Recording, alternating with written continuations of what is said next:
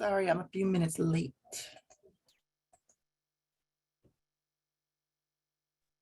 Allison, do you want help promoting people and stuff? If you want to make Yes. a co-host or whatever, or host? Yes, hold on one second. Thank you. Yeah, of course.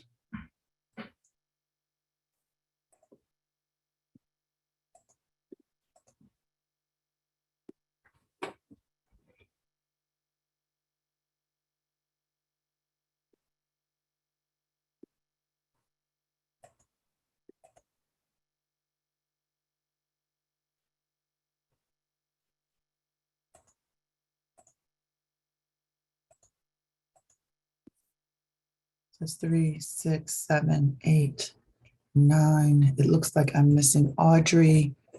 I don't see Audrey. Okay, so everyone else should be here. I apologize, guys. I had to log in a couple of minutes later than I expected to. But I do think we normally give people a few minutes to get here. We have a good crowd, so I think we could just call the meeting to order and get started. Commissioner Gilligan, can you take the roll for me while I pull up my agenda? Yes, sounds good. I'll just run 1 to 10. 4B01, Michelle Colson. Present. 4B02, Vice Chair Aaron Palmer. Present. 4B03, Zork Smith. He is being promoted as we speak, but he is here. Okay. 4B04, Evan Yates. Present. 4B05, present. 4B06, Tiffany Johnson. Present. 4B07, Michael Cohen. Present. 4B08, Chair Brooks. Present, 4B09, Treasurer Walker. not present. So that is 9 of 10. Nope. There's a Did you get, quorum. did you call Commissioner Huff? I'm sorry. He didn't. Okay. I'm sorry. That's okay. 4B10, Commissioner Huff. Yeah, present. All righty. Sorry. So as we do with each meeting, we'll talk about our virtual instructions before we get started. We ask that you use the raise your hand feature at the bottom of your screen if you are on your computer and or telephone. And if you are solely on the telephone, we ask that you dial *9 to speak during the community concern section of the agenda, which will be 1 minute per resident. With that, we're going to vote to approve the agenda. Before we do so, I do have one amendment. In the committee section of the agenda, we are missing a committee. So we should hear from all of our committees, including community safety and support, which I actually believe was updated on the agenda prior to this meeting, but want to make that clear that that was just a unfortunate mistake. So with that clarity, is there a motion to accept the agenda as presented? I move. Thank you. Second, Chair Brooks, yes. I would just like to note as a friendly amendment for the draft that there is a BZA number now. For the Okay. case, it's listed as the agenda as BZA TBD. Mhm. It's 20915. The title of the draft resolution on the website reflects it correctly, Kevin. Alright. 20915. Thank you. Okay. And with that is, I heard the motion to accept as amended. Was there a second? Second. Thank you. All in favor? Aye. Aye. Commissioner Smith, I can't hear or see you at this moment. Aye. Thank you. All right, we will move on to the approval of the February 2023 minutes. They were submitted to each commissioner for review. Does anyone have any question, comment, or concern with regard to the minutes as presented? All right. Yeah, Commissioner Palmer did let me know there was a numbering issue, which was corrected. The last two items of the agenda were numbered incorrectly, so we just changed the numbering, but otherwise there's no content changes. All right, thank you. Is there a motion to accept the minutes as amended? I move to accept. Thank you. And a second? I second. Thank you. All in favor? Aye. Aye. Aye. Commissioner Hub, if you can hear Aye. me. Okay, thank you. Um, Treasurer Walker is not here, but I am aware that there was no treasurer's update.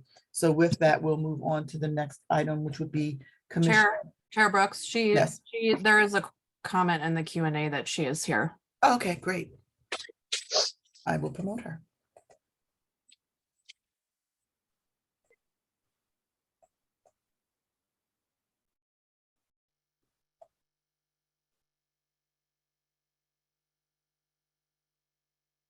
Okay, hi, Commissioner Walker. Unmute yourself, please. Thank you. Thank you. Did you in fact have an update or no? There's no update. All right, thank you. So with that, we'll move to commissioner updates and we'll just go in numerical order. 4B01.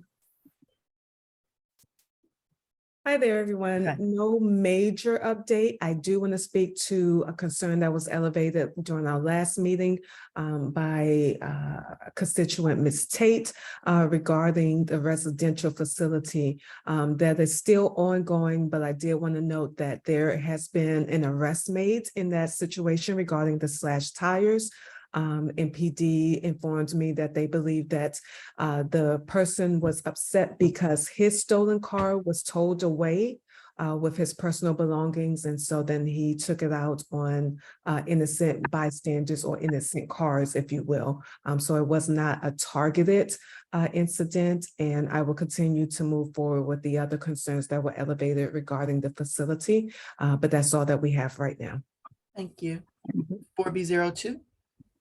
Thank you. Apologies if you can hear screaming children yelling upstairs. Hopefully my background noise filter is cutting them out at the moment. The only update I wanted to provide is that some commissioners with the commission and area main streets and school representatives are hosting a week of community cleanups over spring break week, which is April 15th to April 22nd. And they will vary in location. A couple are meant to involve supporting our local small businesses and will include Taco Tuesday and a happy hour and some other things. So I will share a link that has all of the details. It should be a lot of fun. The last time commissioners did this a few years ago, we collected 51 bags of trash, which was a great homage to statehood. So hopefully we can do at least that or more. And I hope people will join us. Thank you. Wonderful. And I should have said this before we get started, but we will promote each panelist, each presentation one at a time. And so as we run through the agenda, we will get to you.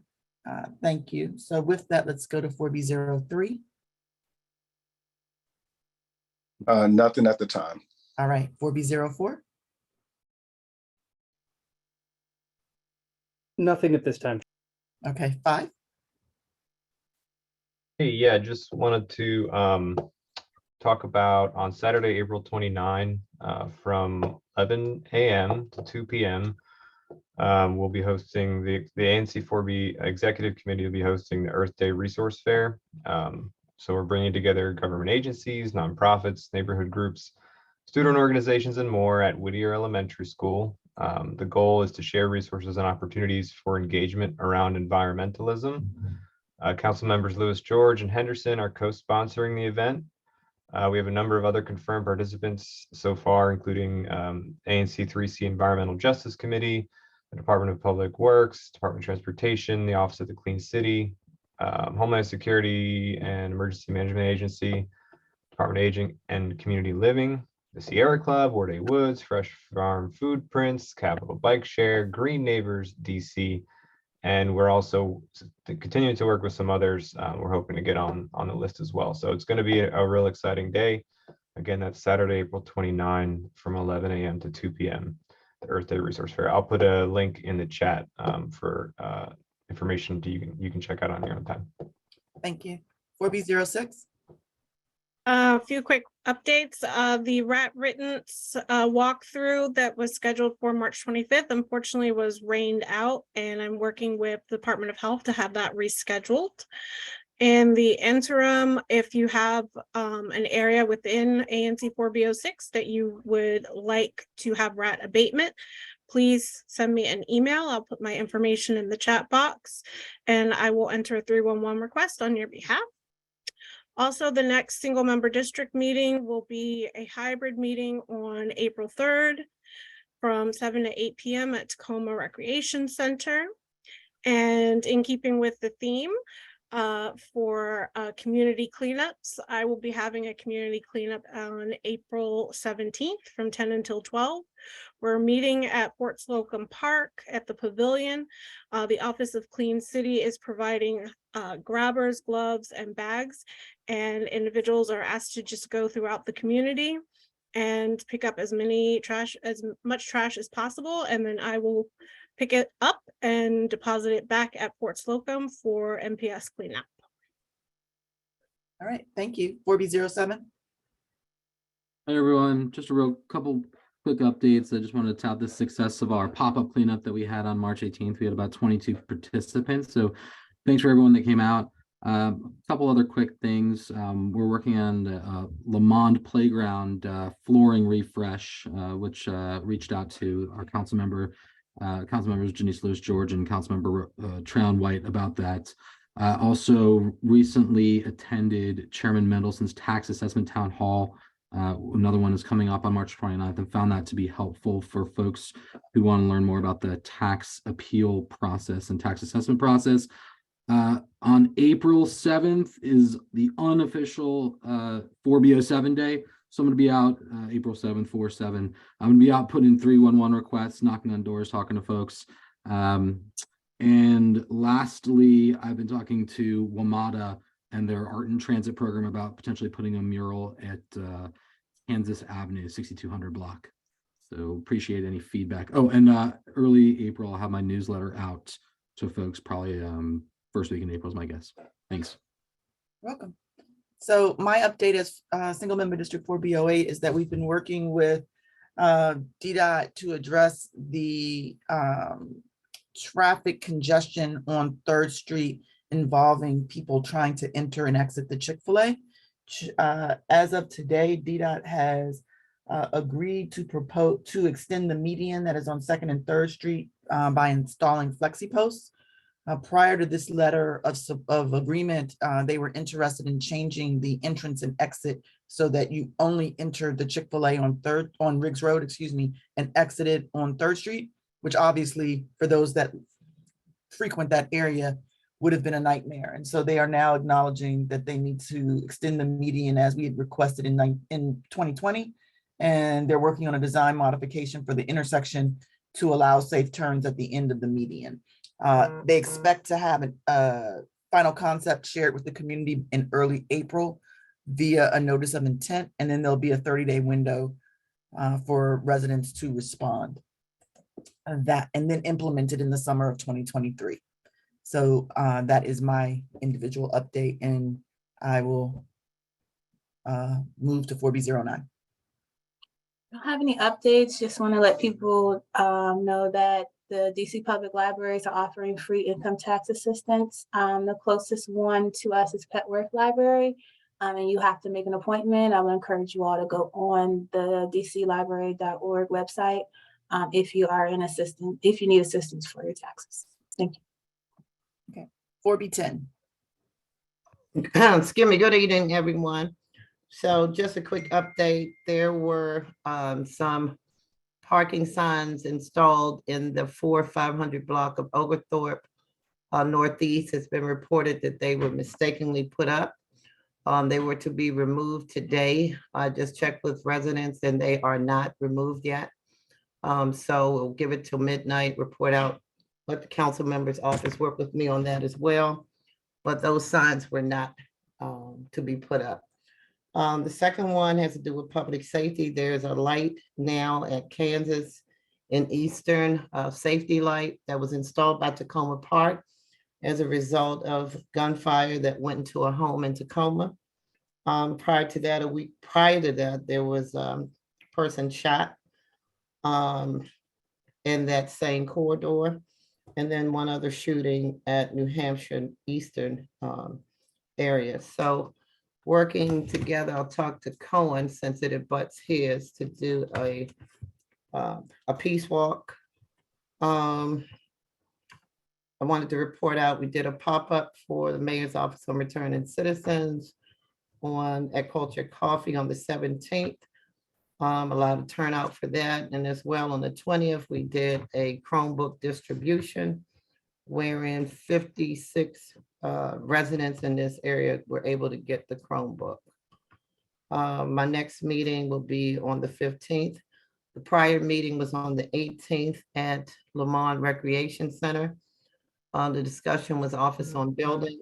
And the next meeting will be on the 15th, and it'll more than likely be at Riggs LaSalle. I need to break it up. Thank you. You're welcome.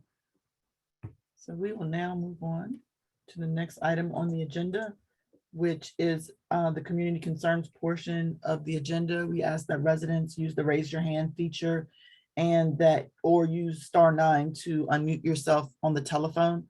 We are going to hold everyone to 1 minute. And please, I would appreciate your grace when I have to end your time. So if you could please raise your hands, we will get to you and promote you one at a time.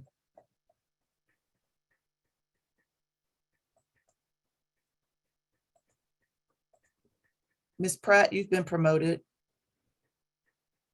Good evening. Thank you so much. You're welcome.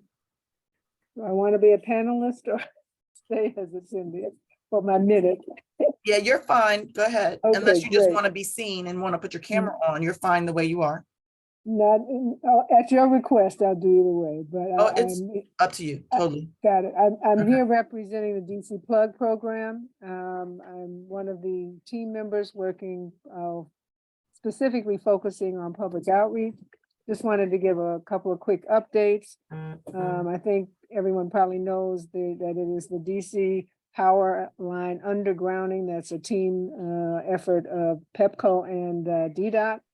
And right now you should probably have seen some construction starting around Aspen, between Aspen and Whittier and Van Buren, and 5th going over to 3rd and Blair Road.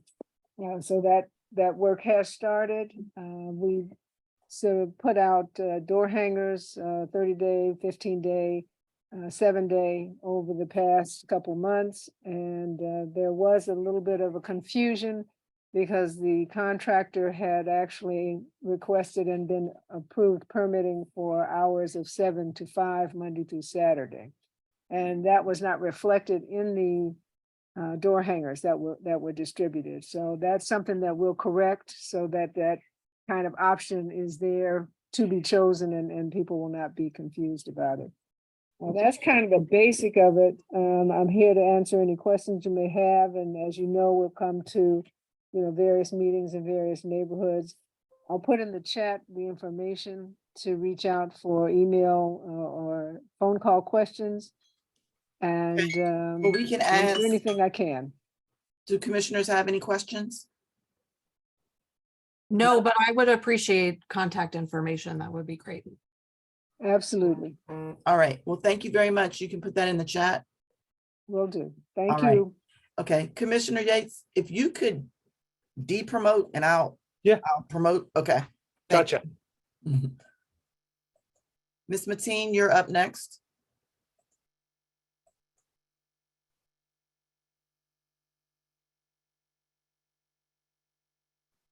You're on mute, Ms. Mateen.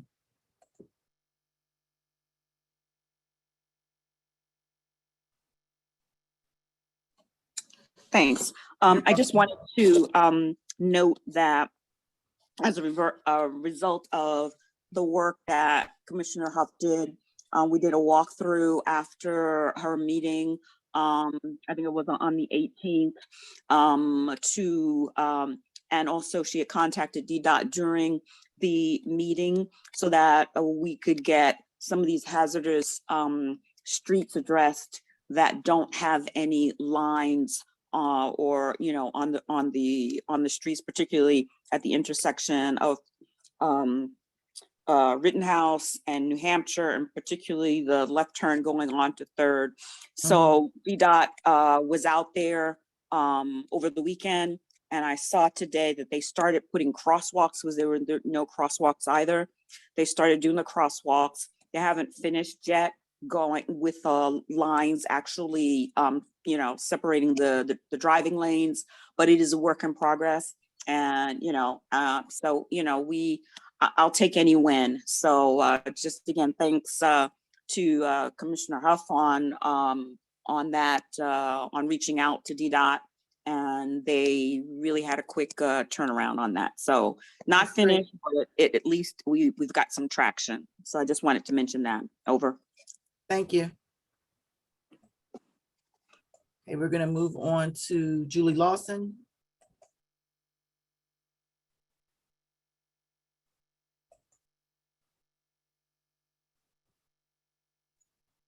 Hi, good evening, everybody. Good evening. Thank you. I wanted to thank all of the commissioners who participated in the town halls, the town hall and the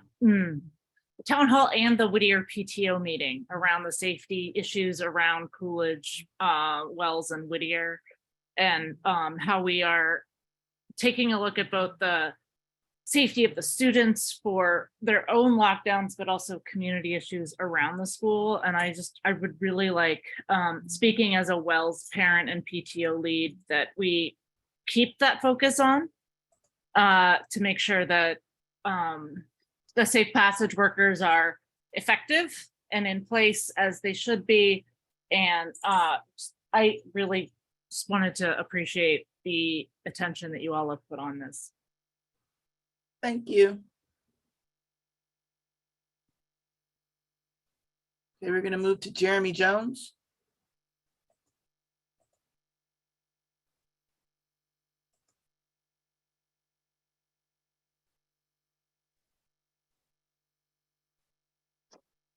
Hello. Hi, how are you?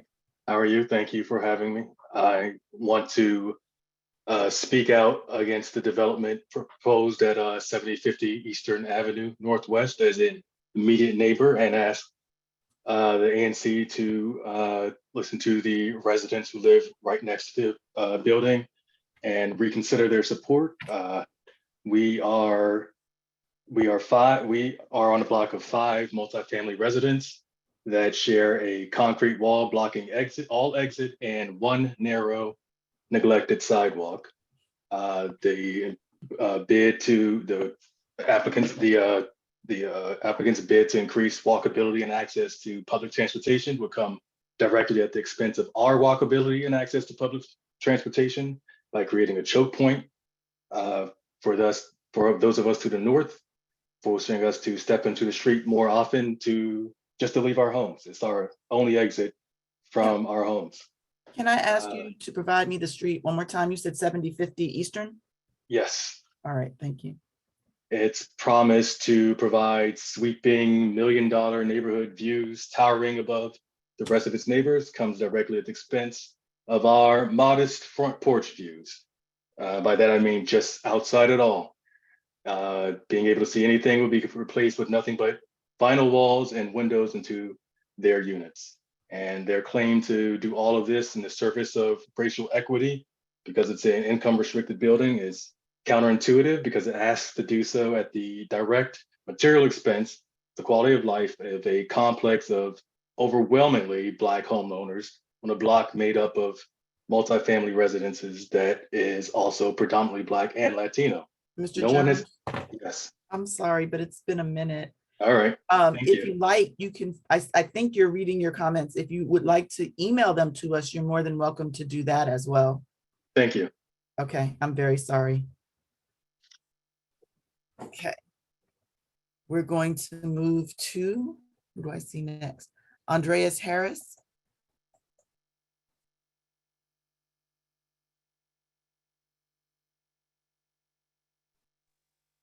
Hi, folks. Can you hear me? Yes, we can. Hi. Just continuing on what Jeremy had said, I'm another member of the Eastmont Cooperative here that is right next door to the proposed development. So we've already organized our community, which is homeowners that have been here for about 40 years, most of them, and submitted a letter to the zoning board. So yeah, just to continue off of that, we'd appreciate any support from the ANC in our opposition to the rezoning that area because they want 2 jumps in zone, and we think it's going to be a safety issue for our small block to be able to handle.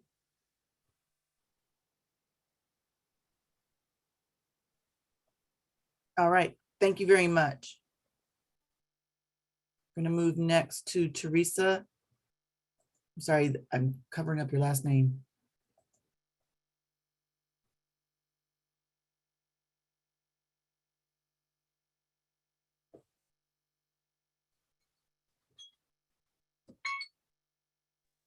Hi, can you hear me? Can, yes. Hi, yes, thank you. Yes, my name is Teresa Casertano, and I too am a resident of the Eastmont Cooperative. And I would also like to request your support in opposing the rezoning from an RA1 to an RA3 for the proposed construction. We think that's very oversized for our small residential area. It would dramatically increase the number of residents up to 300%. That would create issues for our sidewalks, our safety, our walking back and forth to the metro. So I wanted to join my fellow Eastmont Cooperative members in opposition to the rezoning and hope you'll support us. Thank you. You're welcome. Thank you. We're going to move next to Ms. Tate.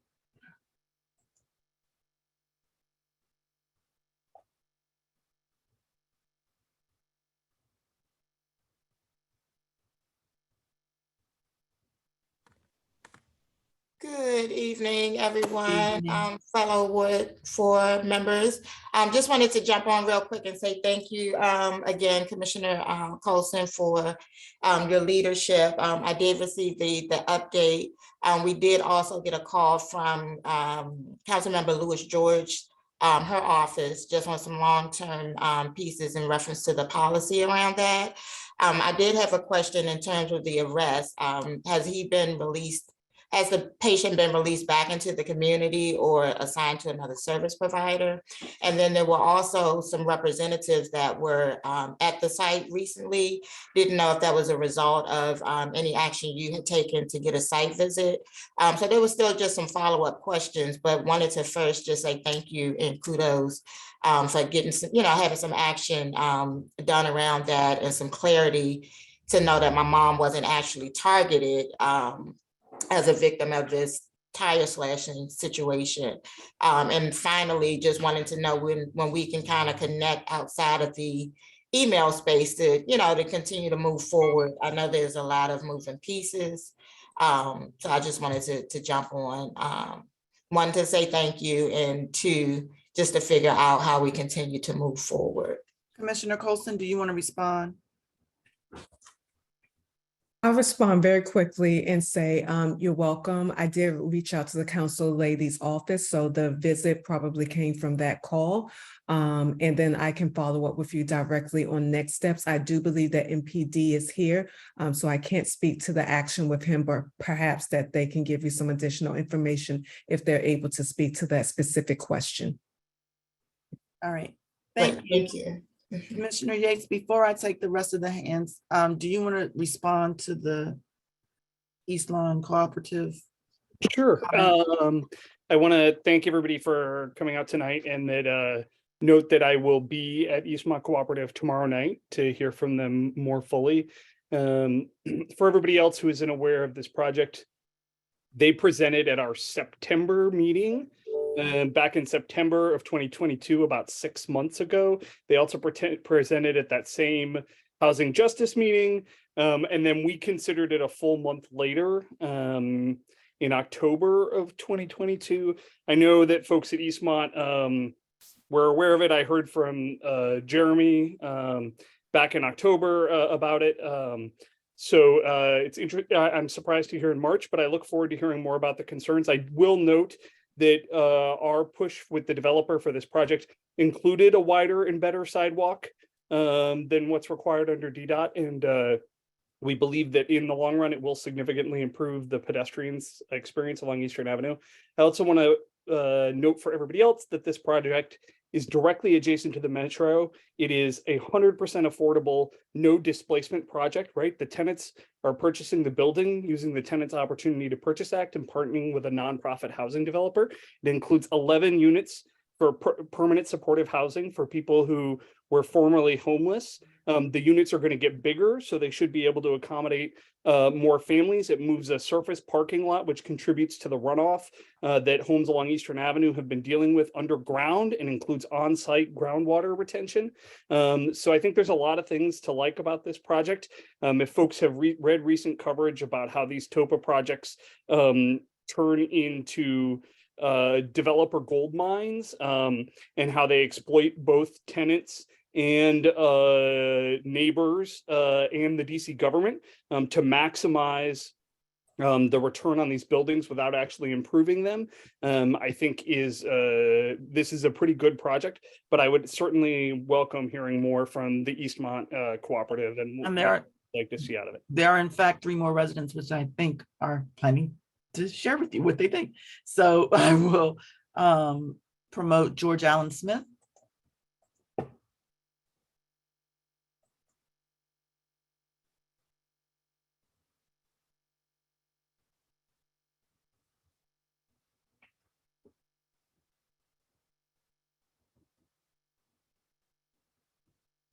Mr. Smith? You're muted, sir. Okay, can you hear me? Now I can, yes. Okay, thanks so much. I won't take You're much welcome. time. I just wanted to echo some of the comments that my neighbors have made at the Eastmont. I understand that Mr. Yeats is, talking about the quality of this affordable housing unit that is proposed, okay, that would, not exactly will, if we can keep the rezoning from happening. But what he fails to mention is the fact that it would be an encroachment on us and our quality of life. And I'm actually quite disappointed that we haven't been engaged up until this point. I think a rezoning could have possibly occurred just a few days ago had we not pushed back. And I would think that you all would be interested in representing the people who have elected you. And right now, we're really close in. There's a hearing on April 6th, and we're fighting to maintain the quality of life that we've been accustomed to. We don't have anything against affordable housing, but what we do are opposing is the fact that this proposed construction would be about 3 levels higher than the building we're living in, and many of the residents who have been here for nearly 40 years. So although there's some laud about all of these amenities, et cetera, I think that it would be really moral and quite appropriate if we would start considering how these proposed constructions would affect the people who are already here as homeowners. So I just would like to add that to the mix, and just would like to remind Mr. Yates for tomorrow, we're not looking for the promotion of the building. We're hoping that you will rescind your support and support the people who are already in the community. Mr. Smith? Okay. I'm sorry, but I have to cut you off. I understand. I would just add Thank you. that I personally am a homeowner in a condo, in a multifamily building, less than a quarter of a mile. Like literally, they refer to the Metro Villages development in their filings as next door neighbors to them, and I am next door to Metro Villages. This is my neighborhood. I live here too. I am a homeowner as well in a multifamily development. All right, thank you. We're going to go to Jack Werner.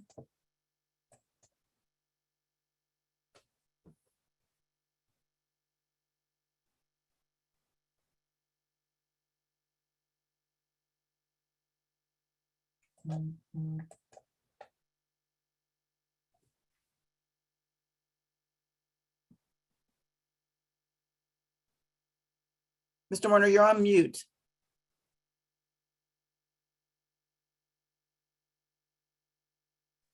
Okay, sorry. That's Had to fine. go back to that. No, I was just, sorry, I missed.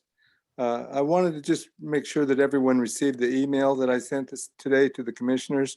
Yes. And in doing that, have some discussion about the points that are being raised in that email. And with Commissioner Yates, we haven't had a chance to talk this evening or this afternoon on everything. But basically, all I want to say is that we're hoping that there any resolutions that are being put forward to support the development at 6901 Willow and or the zoning variance be postponed, be kind of put on the table for a while until we can have some public meetings between us that are the neighbors and the residents next to 6901 Willow and the developer, because we have not had any interaction with them at all. So we're just asking for that, you know, for you all to just not vote on the resolutions that you've drafted. Okay. Thank you. I'm going to move to the last hand raised.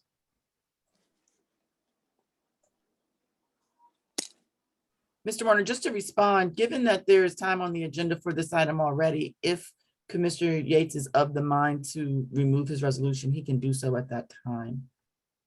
So we're going to just hear from the residents now, and given that this is already on the agenda, it'll be discussed at that time. Very good. Okay. One last resident.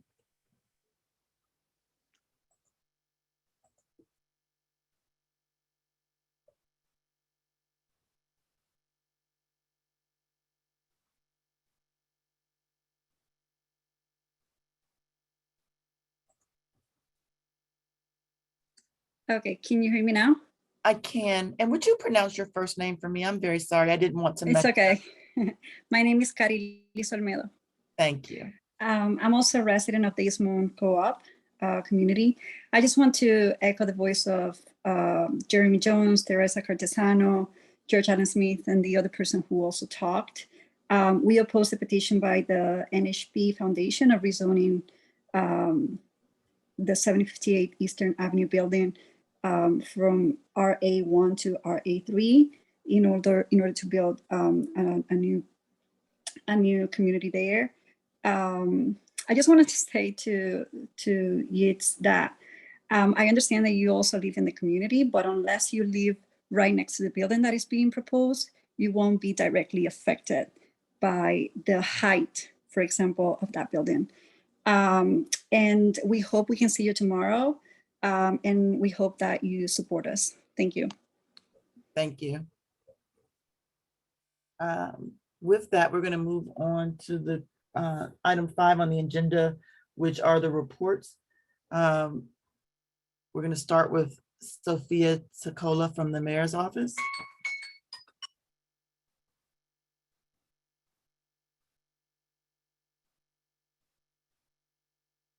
Good evening.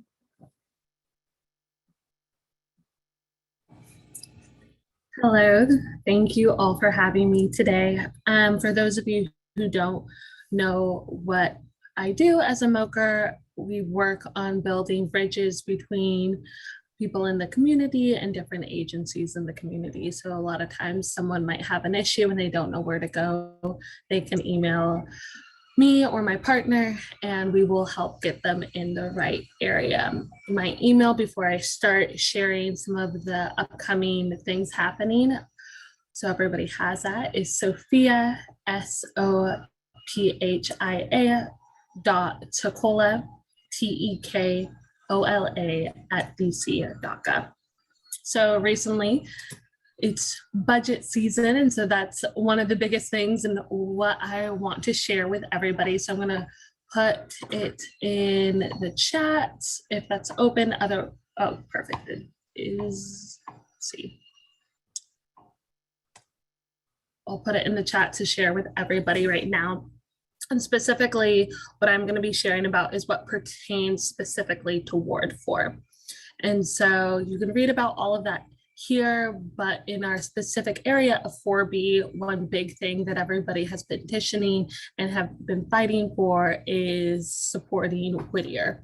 And so Whittier specifically has gotten $73 million. And so this will be going into renovations. I was there last week and saw how their carbon dioxide alarm, it should be at 500 and it was at 1500, which is absolutely insane. And so one of the big things they were doing, and it was really cold and windy, was opening all the windows to make the numbers go down. But by the time I left, it was at 1356 or 46. And so these renovations will be helping with that and also making it more accessible. And then there is additional things like the $23.5 million to continue historical investment in bringing Ward 4 streets into a state of good repair. Because we live in DC, we do have a lot of old streets. And so hoping that we can get all of those streets good so our people can walk safely, especially our neighbors who might have some mobility issues. I also wanted to show you guys, there have been a lot of advocating for pickleball, not necessarily in Ward 4, but in other wards, I would say. And so there is something happening that I wanted to invite everybody to on this call, and that is at Turkey Thicket this Thursday, March 30th, from 11 a.m. to 12 p.m. There will be pickleball with the mayor. So if you like pickleball, or if you're like, why is everybody talking about the sport? How do I play? Thursday, Turkey Thicket, 11 a.m. to 12 p.m. You can play pickleball with the mayor. So definitely spread the word about that. And additionally, we have started adding hours to our rec centers. The first one to be added to in Ward 4 is at Emory, which, as you know, is in 4E01. But if we have youth that are wanting to know, like, where can I go to later at night in a safe environment, Emory Rec Center will be open from 6 a.m. to 9 p.m. on weekdays and 9 a.m. to 5 p.m. on Saturdays. That's an additional 39 hours a week, and hopefully that will start showing some good things, and that can move to different rec centers throughout our community. Additionally to that, originally we've talked a lot about DC police and the limited amount of them since George Floyd protests and different things like that. And so there was a lot of requests to add more police, and that came to different signing bonuses. And right now we had some of our first DC police grads start to receive their 20K signing bonus this week.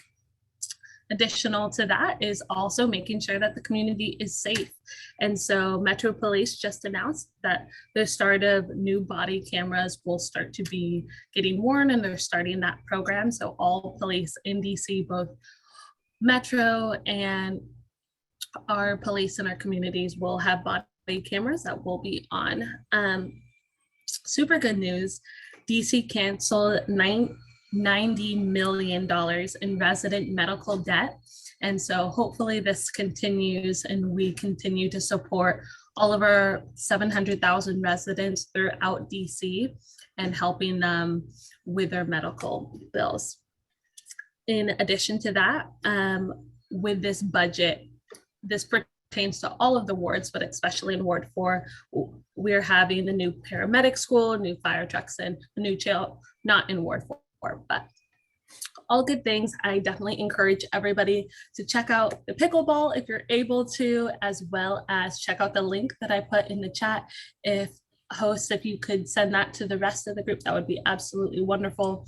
And so this will show you the breakdown of where different things are in our ward and where that money is going to. And feel free to reach out to me. Sorry to cut you off. Commissioners, do you have any questions for Sophia? Commissioner Cohen? Hey, Sophia, thanks so much for your presentation. Quick question. I heard in a couple other ANC commission meetings, something about water being changed over in terms of like chlorine to something about like water. And I was wondering if that affects our commission area or if you're familiar with that. I know that there has been a lot of conversations about the water over in 3G, 4G. I don't know specifically about the water runoff from 3G, 4G to 4B, but I can definitely look into that and get back to you about that. Great, thank you. Commissioner Yates? Hey, Sophia, good to see you. I wanted to raise my concern about the mayor's budget for DCPS schools in our area. Tacoma Elementary is projected to have an enrollment increase, but the mayor has proposed a budget that cuts funding for that school. LaSalle Bacchus is projected to stay basically flat. The mayor proposes to cut budget at that school. Whittier Elementary receives a slight increase, but not enough to keep up with the pace of inflation. I think as we all recover from the pandemic together, investing in our children is super important. It's really disappointing to see the mayor cut the elementary school budgets across our area. On a side note, we'll do carrots and sticks. On the carrot side, I want to thank the mayor for the HPTF funding that went into helping the tenants at Elm Gardens at 7500 Eastern Avenue purchase the building they live in and turn it into affordable housing. So thank you to the mayor for her support for that. Absolutely. And I will definitely flag those about Whittier, LaSalle, and Tacoma. Was there anyone that I missed on that? Well, those are the elementary schools in the area. I'm not familiar enough with the middle and high school budgets in the area to really weigh in on them. The elementary school ones I do know, though. Absolutely. Thank you. I saw another hand. Commissioner Johnson. Hey, quick question with regard to the pickleball. This is a topic that was just discussed this weekend. What is the criteria for which underutilized courts or facilities will be transformed into these pickleball courts? Yes, great question. I did see your question. I am still looking into that, of getting that information. But hopefully I will get an answer soon, but I did see that question. Thank you. I actually have a question.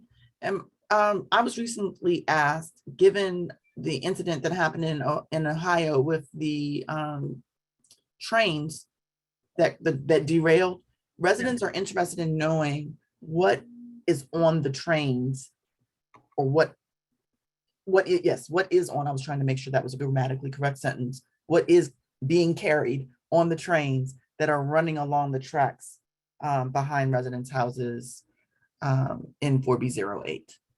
And I would need your assistance in getting an answer to that question. Yeah, I will definitely reach out. Yeah, that is a great question. It was. I've definitely haven't good heard that one before, but that is good. Yeah. I was actually And I like to second that for 4B01 as well.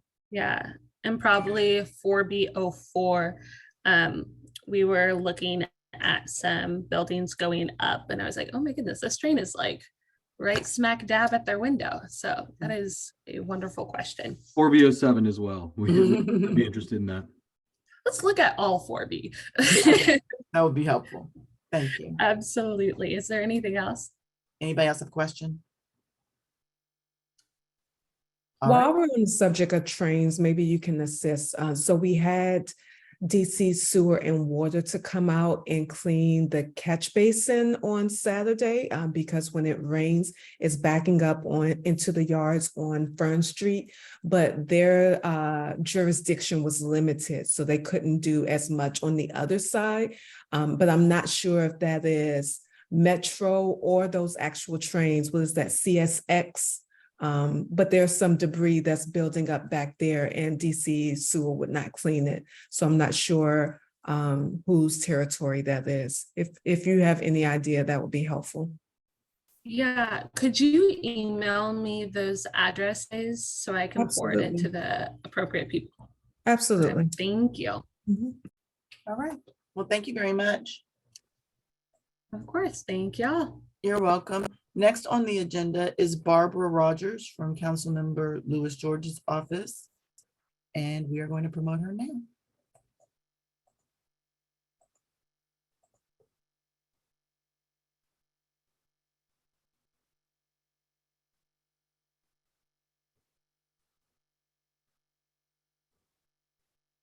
Ms. Rogers, you are muted. There you go. All right, can you all see me? We can. Yes. Hi, commissioners. Hello. You all know this is one of my favorite stops. I wonder why. I think I'm a little biased, but We I won't be hope mad. everybody is having a wonderful, wonderful day. Just a few updates here.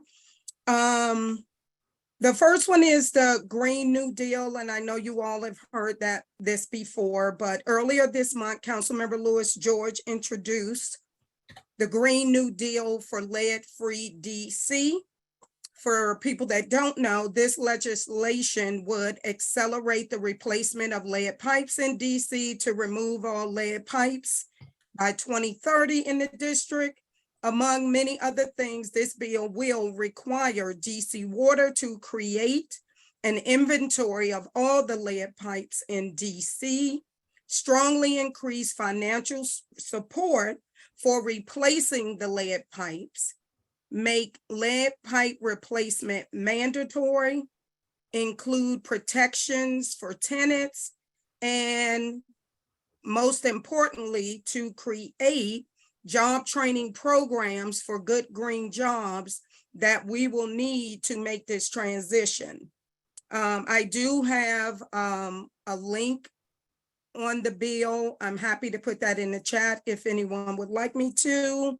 Next, we have the Work Order Integrity Act. As we were just talking about the schools, Councilmember Lewis George also reintroduced the Work Order Integrity Act. This is a bill that would require DGS and its contractors to get approval from a school level staff member, like a principal or foreman or an operations director, before it can mark the work in the school as complete. This is a simple but important bill to address school work orders repeatedly being closed without the underlying issue being fixed. And as Sophia mentioned, this is budget season. The mayor's proposed budget and budget oversight hearing. The mayor released her proposed budget last week.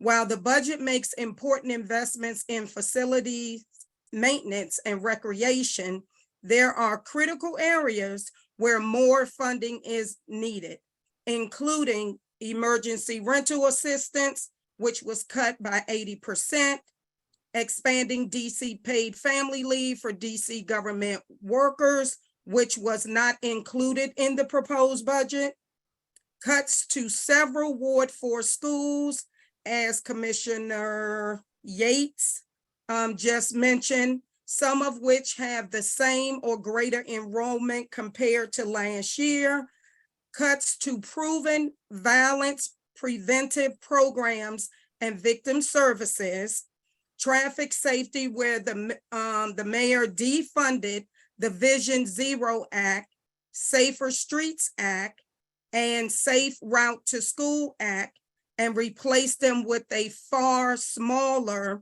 investment. And no funding to acquire land on Kennedy Street to build a new public library, which is something our community has been advocating for. The budget retains important investments in modernizing Ward 4 schools, renovating rec centers and transportation projects, but almost all of the Ward 4 investments are the ones we already secured in last year's budget. Now the budget goes for the council to get to work. Community members can come to a council budget oversight hearing for any agency to weigh in. So we're looking forward to seeing Ward 4 residents and commissioners show up strong and testify. And there's a link here for the sign up instructions, and I'm happy to put that in the chat. One of the safety interventions that Councilmember Lewis George is advocating for through the budget process and outside of it is to restore the Safe Passage program. And I think that was mentioned on here today. with a Ms. new Rogers. provider. The cover of the geographic area that includes Coolidge, Capital City, Wales, and Whittier. Ms. Rogers. One more update, and that Okay. is we're having award for Jobs Not Gun Fair on Saturday, April 22nd at Coolidge High School from 11 to 3. All right, thank you. Commissioners with questions, Commissioner Palmer, I see your hand. Thank you. Thank you, Barbara. Thank you for giving some of the council members' views on the proposed budget. I just want to highlight that the commission has shared its housing justice priorities, which includes a lot of the funding for mechanisms that you raised. And we will be voting on a resolution this evening about emergency rental assistance program funding, and not just filling the gap for running out this year after 6 months, but ensuring that it's fully funded based on need going forward. One quick question for you is that we are continuing to see the long-standing issue of commercial vehicles illegally parked on the 6500 block of Piney Branch Road, which is by the Safeway. This is an issue we've worked on over years, and in talking to the council member's office, learned that those trucks have only been ticketed a handful of times. So the mechanism that's been put forward to us is that these trucks will be ticketed if we report them, but that puts the burden on us to report them and then they're not ticketed. So we're still, this is, year 5 of this issue, and just want to raise that it's ongoing. Thank you. Okay, great. Thank you. I've noted that. Commissioner Yates. Yeah, I wanted to just, first of all, thanks for coming out tonight, Barbara, but I also wanted to note, in addition to the Green New Deal for lead-free DC, which is a worthy bill, I hope the council member will take on, and I've heard from constituents about this, the zeroing out for the budget for lead line replacement. There was $10 million in the budget for lead line replacement. The mayor's budget pulls that out. So I hope the council member will work to put that back in and know that some of the 4B04 constituents are interested in that issue. Great, thank you. All right, did I see any other questions? If residents have questions, by the way, you can use the raise your hand function, and if we have time, we can address whatever questions you might have. All right, with that, thank you very much, Ms. Rogers, and we will move on. Thank you. Because MPD obviously has other commitments, we're going to have to move Officer Hamrick up, Mr. O'Leary, and we're going to get to you next, but we need to hear from MPD because they have made gallant effort to be here tonight. And so we're going to elevate Officer Hamrick, but I do see that Commander Harad is on as well. And so I'm going to promote him as well. So give me 1 second. And Officer Hamrick, you're actually listed twice. So I'm using the one that says MPD in parentheses. I hope that's the right one. There's also Inspector Karan. Yeah. Okay, if you see him and I don't. All right, I'll bring have him up. added. I got you. It just took a while for it to kick in, but you selected the correct one, Commissioner Brooks. Thank you. All right, thank you. So before I give you the floor, I first want to explain to everyone that we were notified last year at some point that MPD was no longer going to be able to participate in monthly ANC meetings, not just our meeting, but all ANC meetings. And while I didn't agree with that decision, I respected it, I understand it, but I begged Commander Harad to have representation at this meeting so that we could engage with MPD and allow residents to engage as well. So I want to extend my gratitude to Commander Harad for accommodating us. And I understand, and I'm saying it so that everyone else can hear it, that this is not necessarily an indication that they will be returning every month, but it is an effort to allow residents the opportunity to hear directly from MPD. So thank you for that. I appreciate it. We as commissioners had a few questions that we forwarded you earlier in the day. And so with that, I give you the floor. Yeah, good evening, everybody. Good evening, Commissioner. Thank you for having us. I'm going to try to recap the questions, but please, if I missed any, please don't hesitate to ask. Okay. So looking at the 4th district year to date, compared to last year, we are down 9% in violent crime. That's 110 compared to 121. That does include an increase in homicides, 5 compared to 1. 3 of those are in ANC 4B. And then we have an increase in property crime by 20%. That's largely attributed to, hopefully everybody's heard or knows about it, is the motor vehicle thefts. So our motor vehicle thefts are up 124%.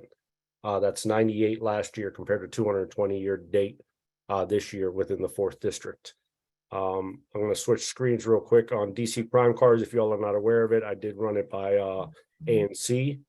So for ANC 4B, for violent crime, we're down 7 compared to this time last year with a gun.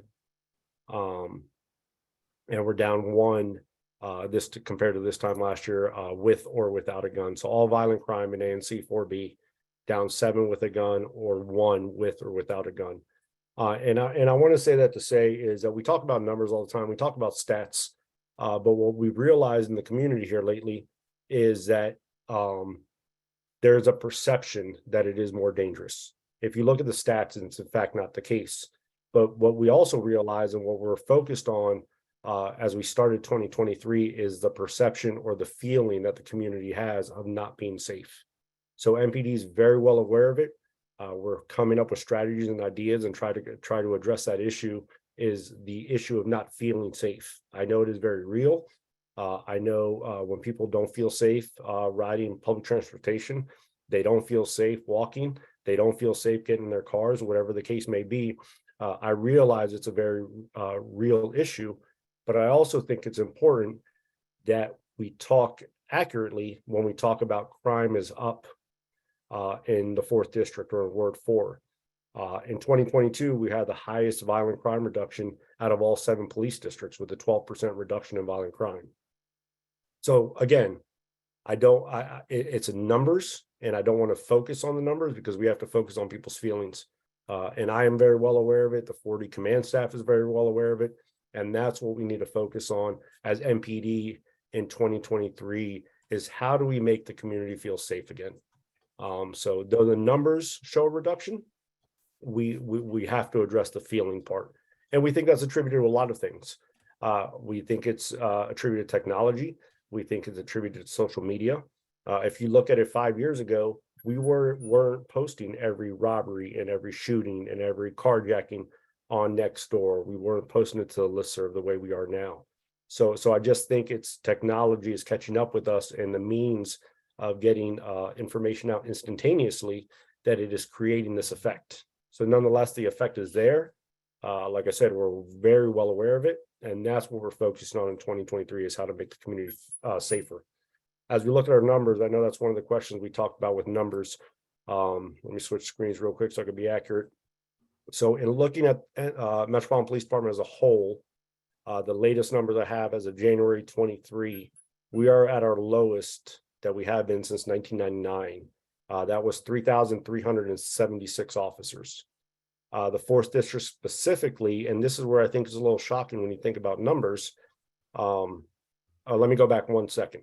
When we talk about lowest we've been since 1999, 24 years, 3,376 officers, and there was 35% less residents in the District of Columbia.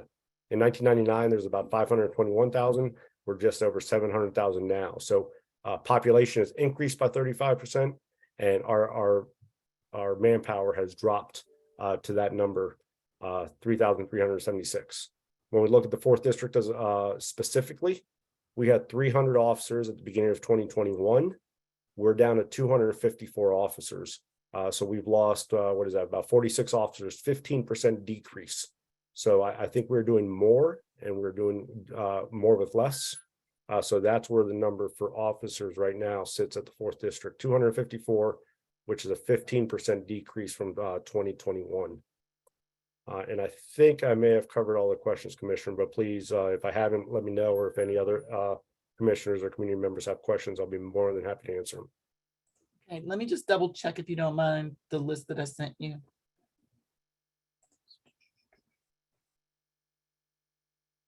Okay, so actually, why don't I just read the questions that I submitted, and I think that will also give clarity to some other people. So, and these were everyone's questions, everyone that responded to my call. So what is MPD doing to prevent or combat crime in our community? We've had several shootings around Coolidge, Wells, and Whittier that have caused school lockdowns. One shooting was actually last week, even though no one was harmed. Do you have a plan, and are these in any way connected? That was one question. Yeah, so absolutely. It's competing priorities. We realized whatever is going on around Coolidge, we're in touch with our school resource officers. Just so everybody's aware, and I'm sure many people are aware, they were cut by half for this school year. If legislation is not changed, they'll be out of the schools by the end of the following school year. But nonetheless, we work with our school security division. We communicate with DC Public Schools, specifically the 4th District. I've assigned 2 additional units to Coolidge, Whittier, and I just drew a blank on the third one. I know they're right there. So our truancy car is assigned there at arrival and dismissal. We've assigned a crime patrol unit for arrival and dismissal. But we have to be cognizant of when I talk about competing priorities. Right now, you know, when we pull to augment one area, there's another area that's getting left behind. So we work with minimum staffing every day, or we hold over officers to meet minimum staffing, and that minimum staffing is what do we think is the minimum amount of officers to do 2 things: answer the call for 911 when someone calls, and that officers are safe when they need assistance and they call for backup, that there's an officer there. So there's times that we have to hold officers over forcefully with overtime to meet those minimum staffing numbers. So when you talk about what are we doing to augment Coolidge and Whittier, or you know what we're doing different, is when that truancy car is assigned there from 7 to 9:30 in the morning, then the rest of the 4th District is not getting truants picked up. Or when we assign a crime patrol officer specifically to that area during arrival and dismissal, that's one less officer that might be patrolling the rest of Patrol Service Area 402 during those timeframes. So it's very much needed. It very much bothers me that children can't go to school and can't get home safely and be safe while in school. That last robbery was literally at the steps of Coolidge High School. And that's competing priorities. I look at my deployment, I look at my resources, and those priorities change daily, if not by shift. It's literally on the hour or on the shift that we're making deployment strategies or changes to those strategies to address the concerns. So I am very bothered by the violent crime going on around Coolidge. I'm very bothered by the gunshots, the homicide, the robberies. So I have shifted resources. But when I shift those resources are coming from somewhere else in the 4th District. So again, it has to be very strategic. It has to be very thoughtful and very calculated. And I believe the 4D command staff does that well every day, if not by shift, by day. All right. The next question that we sent was, can we get an update into the investigation of Michael Gaddis's murder? Yes, that investigation is progressing. We have identified several individuals that we believe have information. They're not cooperating right now, but that is an active investigation leading by the homicide division, homicide branch, and I am confident that they will close that case. All right, thank you. What MPD 4D staffing level? What do MPD 4D staffing levels look like? Sworn officers in particular now versus this time in prior years, including pre-COVID years back to 2018 or so. Also interested to know general property crime and violent crime stats month over month, year to date with our commission, within our commission boundaries. So you obviously addressed some of that earlier. Yeah, I could just recap. So 254 officers now compared to the beginning of 2021. We unfortunately, I cannot break down by ANC Commission 4B more than I did. However, DC Crime Cards is a public website. It is a little difficult to use, but there are plenty of filters. You could pull it up by month, you could pull it up by year, you could pull it up by ANC, you can pull it up by ward. So I encourage anybody to pull up that public website. 4D as a whole, I'll go into a little more detail where we're sitting. So I said we're up 5 homicides compared to 1 last year. That's a 400% increase, though very concerning. I do know the one at 5th and Somerset that we just discussed was a targeted attack. It wasn't random. We have reason to believe that was an ongoing issue between the victim and the suspect. The one at Petworth Library was a targeted attack between two known individuals that had an ongoing feud. So though it is up by 4, I think those two, if they did not happen that day, they were going to happen eventually because those were ongoing issues that we believe occurred in both those homicides. Our sexual assaults are down 100%, 1 compared to 0. Our assaults with a dangerous weapon are up by 4, 26 versus 30. So that's 15%. And that dangerous weapon can be a baseball bat, a knife, a gun. But like I said, ANC 4B is down 7 violent offenses with a gun year to date. And our robberies are down 19%, 93 last year versus 75 this year. And that robbery encompasses robbery of a person on the street or a carjacking. And that's down 19%. So we're down 9% overall in violent crime. When we go to our property crime, we are down 7% in burglaries, 29 versus 27. We're down 1% in theft from autos, 314 versus 310. We're down, up 12% in theft, 298, 333 compared to last year. And that's mainly contributed to package theft of packages left on people's porches. And then what I discussed is our motor vehicle theft is up 124%, 98 versus 220. And that's largely attributed to the Hyundais and Kias. We have seen a slowdown. I appreciate everybody coming and get a steering wheel lock from the district that was eligible and has received one. I know several people have gotten the software upgrade on their vehicles. I think that's a contributing factor to it slowing way down. We were at a point getting 8 to 10 Hyundais or Kia stolen a day. Now we're going 2, 3, 4 days without one being stolen. So I know the community has done their part on either getting the club and or getting the software upgrade. So that's appreciated. So our property crime is at an increase of 20%. Before I read the last question, since we're talking about car thefts, I just want to add that I called recently because what we've been seeing on Eastern Avenue recently is people are attempting to steal cars with a tow truck. And so now it's not just, Hyundais and Kias, it's any car that they're pulling up to. And in this case, I spoke to the resident involved and one neighbor actually saw it happening and addressed the people in real time, which obviously isn't preferable, but it did prevent the car from being stolen. So the outcome was fortunate because no one was injured, but the goal is not to have residents approaching potential car thieves. So really nothing for you to do there. But I do want residents to know that that's what's happening now. No, I appreciate it, Commissioner Brooks. And if I could just clarify Commissioner Colson's response earlier on the Eastern Avenue tire slasher. So that individual, believe it or not, had the audacity to walk into the 4th district to try to find out where the white Toyota was towed to. It wasn't his Toyota. That was a stolen Toyota pickup truck that he was using to sleep in. And he wanted his personal effects out of it. So he came in, once he found out the Toyota was stolen, the one that he had no right or entitlement to, he started slashing tires on Eastern Avenue out of anger. Then he came to the 4th district to try to get us to tell him where the Toyota was so he could get his personal effects out of it. He didn't have the tag number or VIN because it wasn't his truck.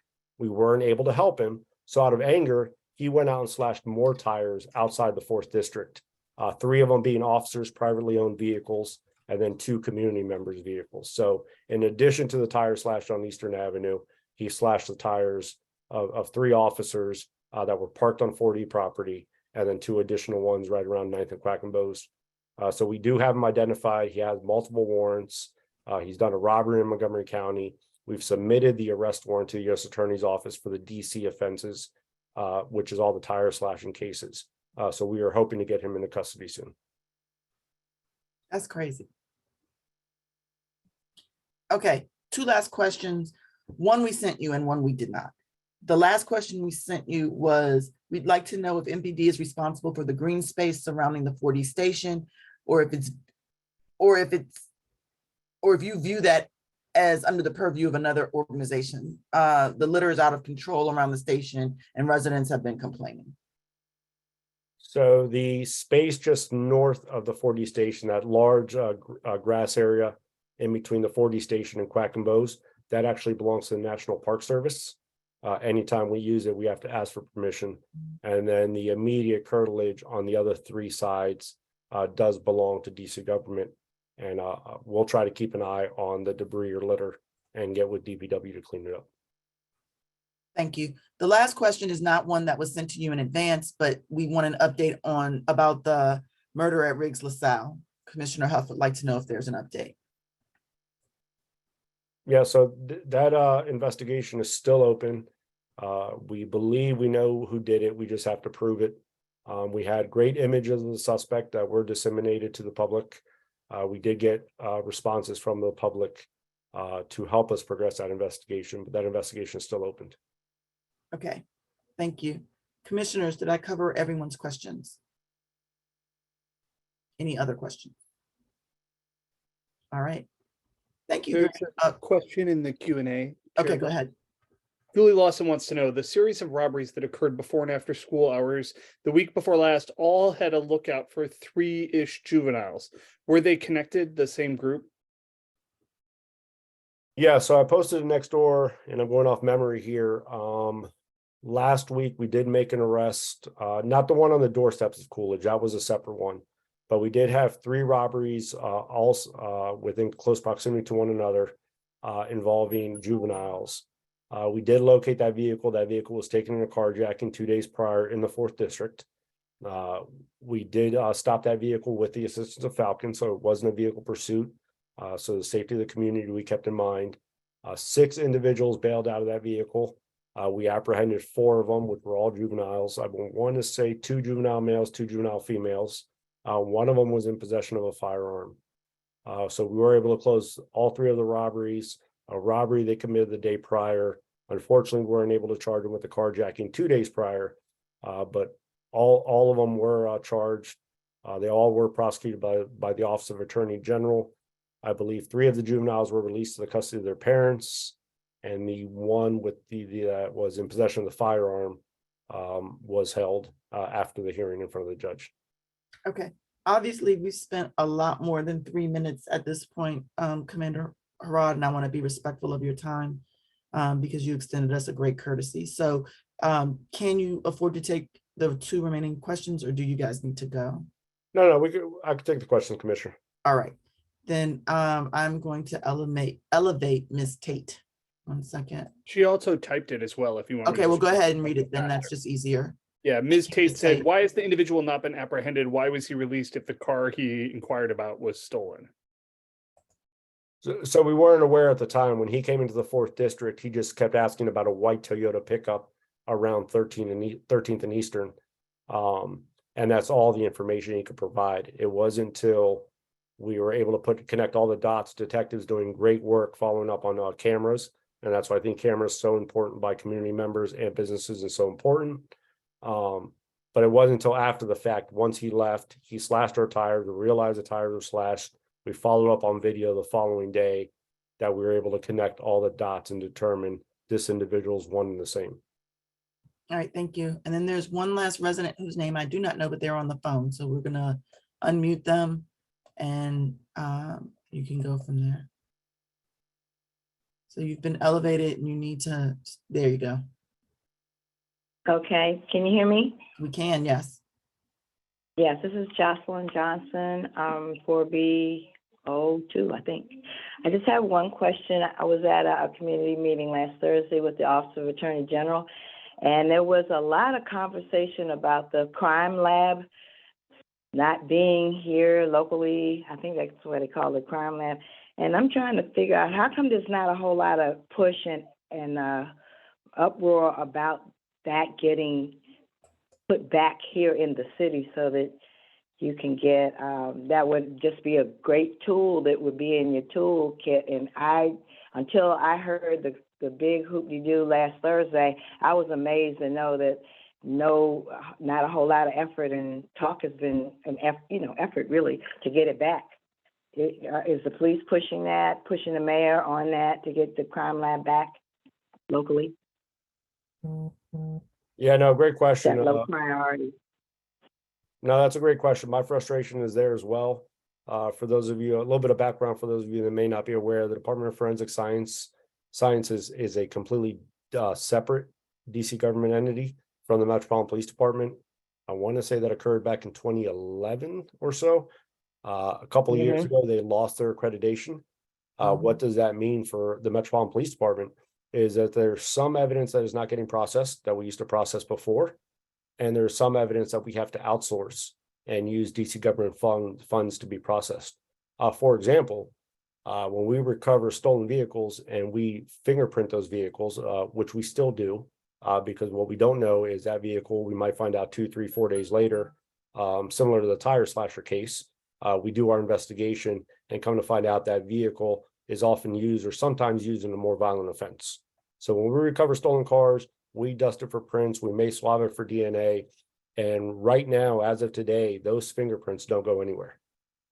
They don't get run through our automated fingerprint system because is a bang for our buck. Are we still going to send hundreds and thousands of fingerprints out to a third party company to try to assess those fingerprints? So the Department of Forensic Sciences is working on getting their accreditation back.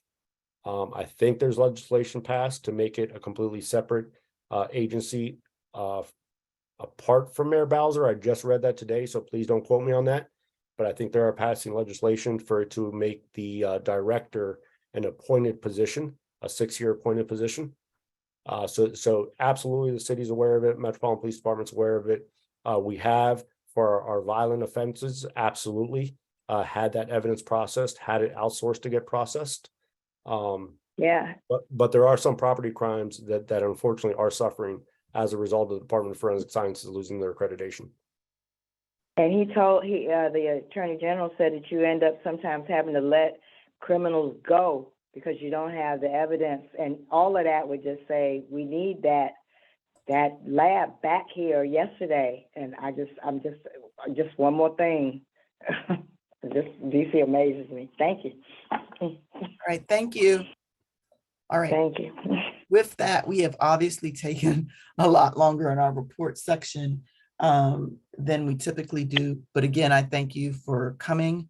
I think it's been very helpful and greatly appreciate your accommodating my request. I appreciate it, Commissioner. Thank you. You're very welcome. Have a good evening. Be safe. Okay, now with that, we will jump back into the reports. And I believe that I saw State Board Representative, DC Representative Fraser O'Leary. Hold on 1 second. We're going to promote. Okay, and after Mr. O'Leary speaks, we'll have quick updates from our committees, and then we're going to move straight into the presentation from the Office of Unified Communications. And I cannot thank them enough for hanging on patiently, because I didn't tell them that it would be an hour after we started the meeting that they would be speaking. So, Mr. O'Leary, the floor is yours. Good evening, everyone. First, I'd like to mention the passing of Stephen Watley, who was a wonderful commissioner in Ward 4, and he's did so much for the community. We are continuing on the State Board of Education to work with OSSI on the revision of the social studies standards that were last revised in 2006, before anyone knew who Barack Obama was. I will be attending a meeting tomorrow with OSSI about the standards, and they will be presenting their updates to the board on Wednesday. Hopefully, we will have a community meeting about the social studies standards at the Petworth Library at 6 p.m. on April 11th. I'll get the information to you when it's finalized. This month, the State Board of Education unanimously voted for our report on education governance, which, if passed by the council, would allow the State Board of Education to have more of a voice in what happens in our education system. 3 weeks ago, I toured Whittier Elementary with Chairman Mendelson, trying to get more council support for Whittier. I was on a panel sponsored by the Washington Teachers Union on Saturday at Kimball Elementary. And the difference between Kimball and Whittier is mind-boggling. It can't just be a coincidence that Truesdale, LaSalle, Bacchus, and Whittier are still buildings that are decrepit. How can we be spending money on pickleball when the buildings that our children attend are not our first priority? We as a community need to continue to hold the mayor and her appointed education officials accountable for the buildings where our children spend most of their days safe and comfortable. Last but hardly least, Mrs. O'Leary's Books for Friends is still accepting and delivering books to our elementary and middle schools. My number is 202-236-2184. My email is oman9@aol.com. You can also drop books on my porch at 1318 Farragut Street Northwest if you so desire. Please contact me with any questions you may have about any education problems in Ward 4. I'd love to hear from you. I didn't have access to the chat where I put my information in it. I don't know if I have it now. Thank you very much. All right, thank you. You should have access now as a presenter. Okay, well, oh yeah, it's changed, so. Any commissioner questions? Commissioner Palmer? Thank you. Thank you, Fraser, for being here. Just a quick question because we have an item on our agenda this month related to Aussie DOT and some of the challenges with student transportation. And I'm wondering if the State Board of Education has thoughts on that or plans to weigh in any way, or just has a position at all about what's been going on with delays and picking up students and bringing them to school. Aussie has been working day and night to change that. They've hired more drivers, and Superintendent Grant has been proactive for the last month in working and trying to make sure that our students are picked up and dropped off in a much more expeditious manner than it has been in the past. So I would give Aussie right now a B for the effort that they've put forth in the last 2 months. It's been a sea change in what was happening. Okay. Commissioner Yates? Yeah, I just want to follow up on Commissioner Palmer's question, just in that, like, we knew these issues started like escalating at the beginning of the year, right? There are news reports going all the way back to September. We've heard from constituents all along, and the Aussie DOT problems aren't new, right? As you're well aware, they go back decades, and I've heard from constituents about them off and on for years. We did a letter of inquiry 2 or 3 years ago about problems in our community. So I would just, and I know, right, like, as our resolution says, at the risk of restating it, that the performance standard that when they were under court supervision was 94% of students delivered to school on time. They have not hit that yet this year.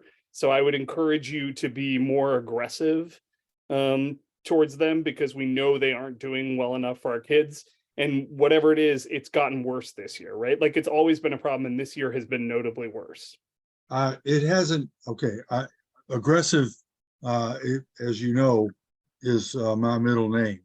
And I have been on top of any citizen complaints, taking it straight to the mayor and to Superintendent Grant.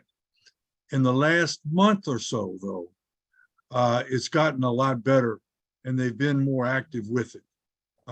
She will report on this again at our public meeting on Wednesday.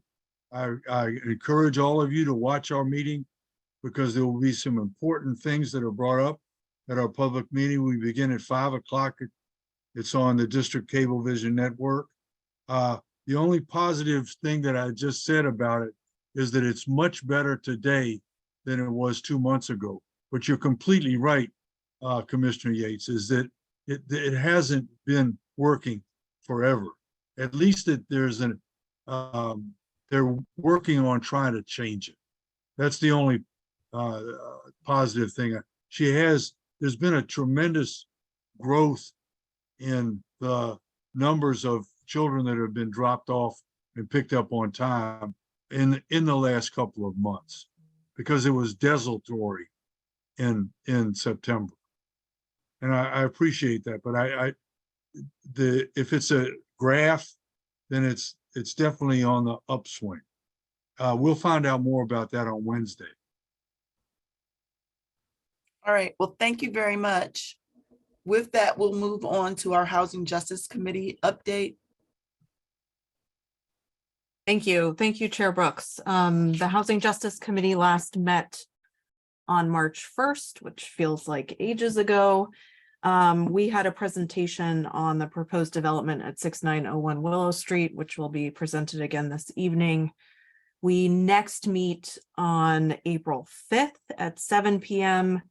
The details for joining that meeting will be on the website, and we have invited reporter Jeff Anderson from District Dig to talk about some of his reporting on the DC Housing Authority and their longstanding failures, as well as we hope to continue having discussions around the mayor's proposed budget and our previously stated budget priorities to figure out if we'd like to weigh in again further on the budget. Thank you. Thank you. Commissioner Yates, Vision Zero Committee. Yeah, the Vision Zero Committee last met March 22nd and talked about 3 of the resolutions that were on the agenda tonight to help provide some feedback to the authors. We meet again April 19th at 6 p.m. Thank you very much. Community Safety and Support. Good evening, everyone. The committee met on March 16th, and we had a very robust discussion on 2 bills that were presented by Councilmember Vincent Gray. The Police Officer Recruitment and Retention Act of 2023 and the Safe Schools and Students Amendment Act of 2023. Our next meeting will be on April 20th, and we have invited the Department of Behavioral Health to discuss their work with the Office of Neighborhood Safety and Engagement on violence prevention / reduction. Also, Julie, in answer to your question, I have also spoken on behalf of the committee with Councilmember Lewis George, and she is planning another community meeting with all of the neighboring schools, including Capital City, to discuss additional options for crime intervention and safety of our students in the community. Thank you. We are now ready to move to item number 6 on the agenda, which is a presentation by Ingrid Buxell, Communications Specialist with the Office of Unified Communications. We will promote Ingrid. 1 second. We also have with her the acting director, who we will also promote. As I am searching. Did you? Okay, thank you. Welcome. Good evening. Good evening. Heather. Okay. You have 2 of us here tonight from the Office of Unified Communications. Thank you for having us. And I have a brief presentation that we would like to share with you all, and then we will answer any questions that you all may have for us. Let me share the screen.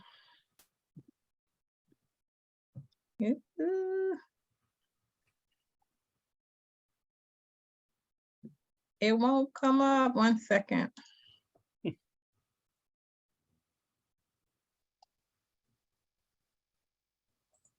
me see. Oh, I cannot find it. I'm sorry. I've been here all evening. That's okay. There you go. Okay, can you see that? We can. You can? Can, yes. Okay, okay. So the Office of Unified Communications is the 911 and 311 hub for the district. We answer about 9,000 to 10,000 calls a day between 911 and 311.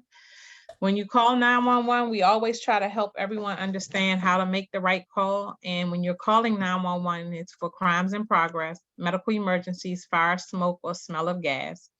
When calling 311, It's for city service information, noise complaints, vandalism, destruction of property, unoccupied vehicles.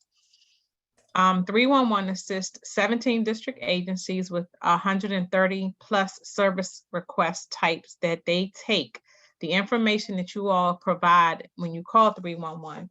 They submit that information to the respective agency, and then the agency follows up and does whatever action is needed, and then they close that service request. OUC does not close that service request. We do see the notes that they provide, but we do not actually close the request. We get a lot of times, you all closed the request and nothing was done, and it's not OUC, it's the respective agency, and they will put that information in there. Oh, that's part of my next slide. I apologize for talking too fast, but we have several different options for you to contact us. We have the 311 app, we have text the 311, and we also have Twitter, where you can also send different pictures of different things that you may need us to add to your request. And when you're calling 311 to report police non-emergencies, again, it's for unoccupied vehicles related incidents, noise complaints, vandalism, crimes that are incidents that have happened in the past, nothing that is currently going on or that has just occurred, because that is a 911 emergency, so we could get the officers or the fire department out there for you at that time. We do ask that people know their location. That helps us a lot. A lot of times people are not familiar, so we do provide assistance by asking them to look around at the street signs, ask someone walking down the street, things like that, so that we could get better information and a more accurate location of where they are. With NextGen 911, we have the enhanced capabilities of the 911 networks and transferring data, text, images, videos, things like that. Sometimes we run into this with the border calls, where people will call and say, I've called 911 I want DC 911 or DC 311, but I go to PG County or Montgomery County. And with NextGen 911, it does give us that option, so that when you do get transferred to a neighboring jurisdiction, the same information is transferred to us in NextGen 911, the calling for us. 80% of our calls are wireless calls now, so we go through that more than we did before. Very few people still have landline phones. Connecting us with DC 911 is, we're in the process, we constantly work with our neighboring jurisdictions to see how we can better that with the cellular carriers to minimize the occurrences from happening. We often audit tower sites to identify where the majority of the calls originate from.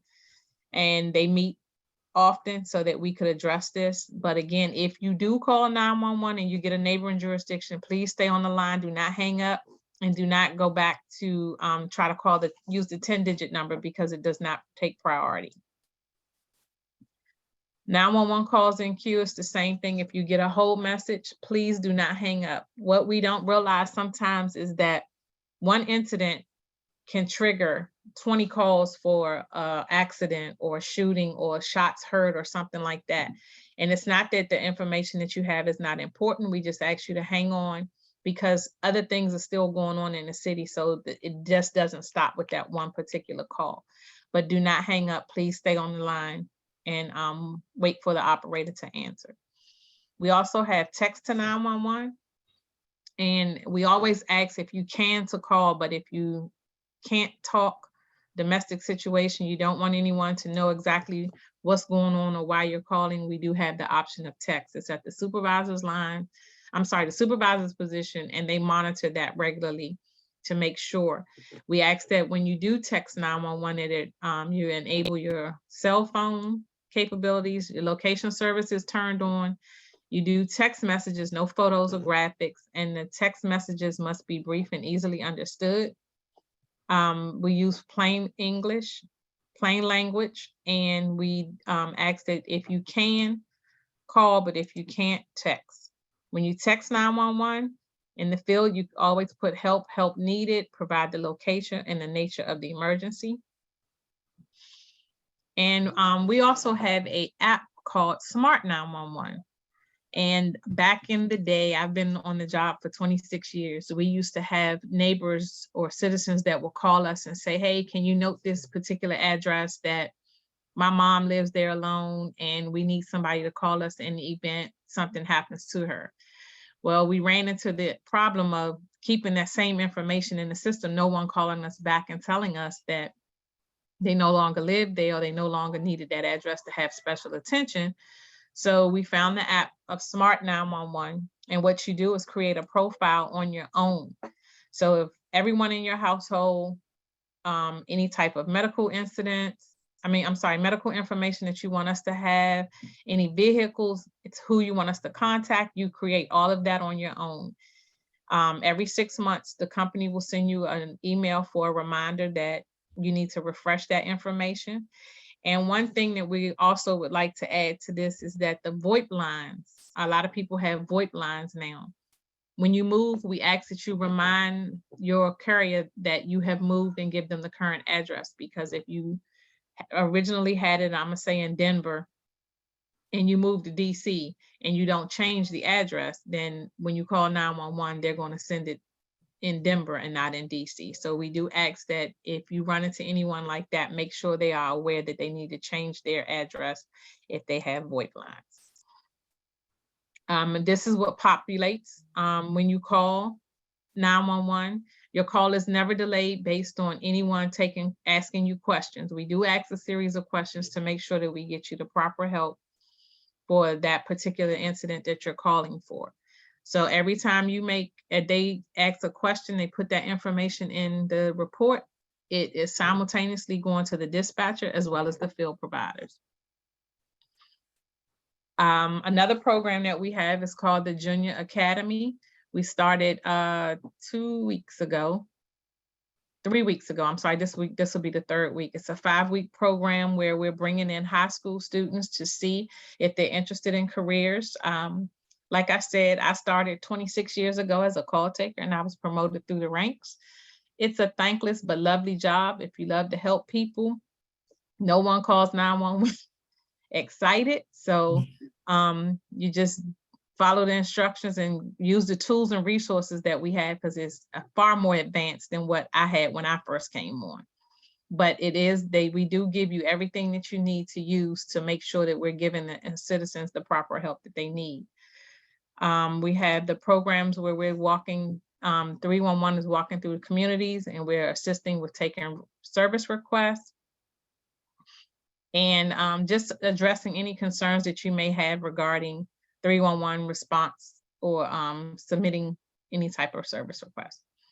We also have a new form, it's called the feedback form, that's on our webpage, ouc.dc.gov.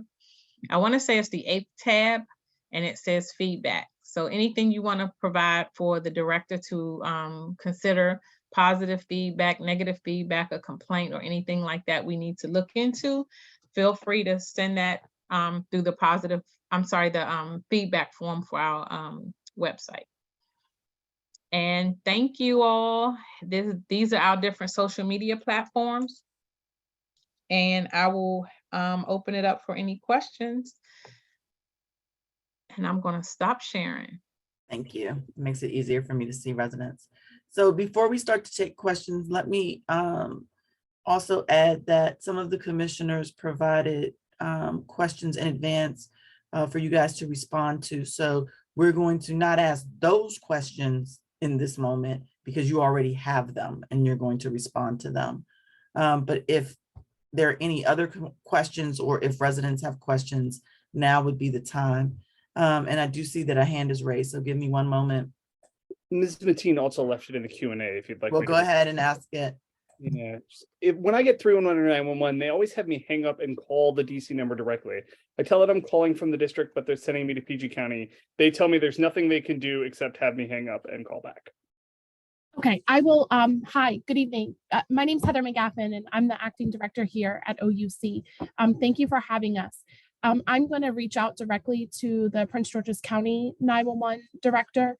I will give her a call on my way home and let her know about that. That is not what our agreement is in the National Capital Region, and it's certainly not best practice in our industry. So I am sorry that that was your experience, and I will take care of it tonight.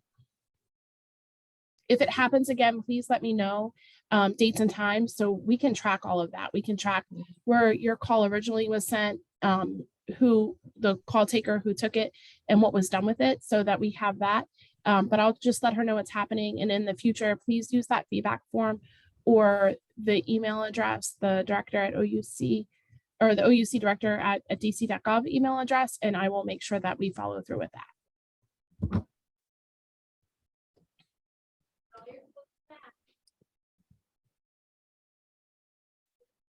Thank you. Okay, so I don't see any other new questions. So let's double back to the list of questions that were sent in advance. Sure.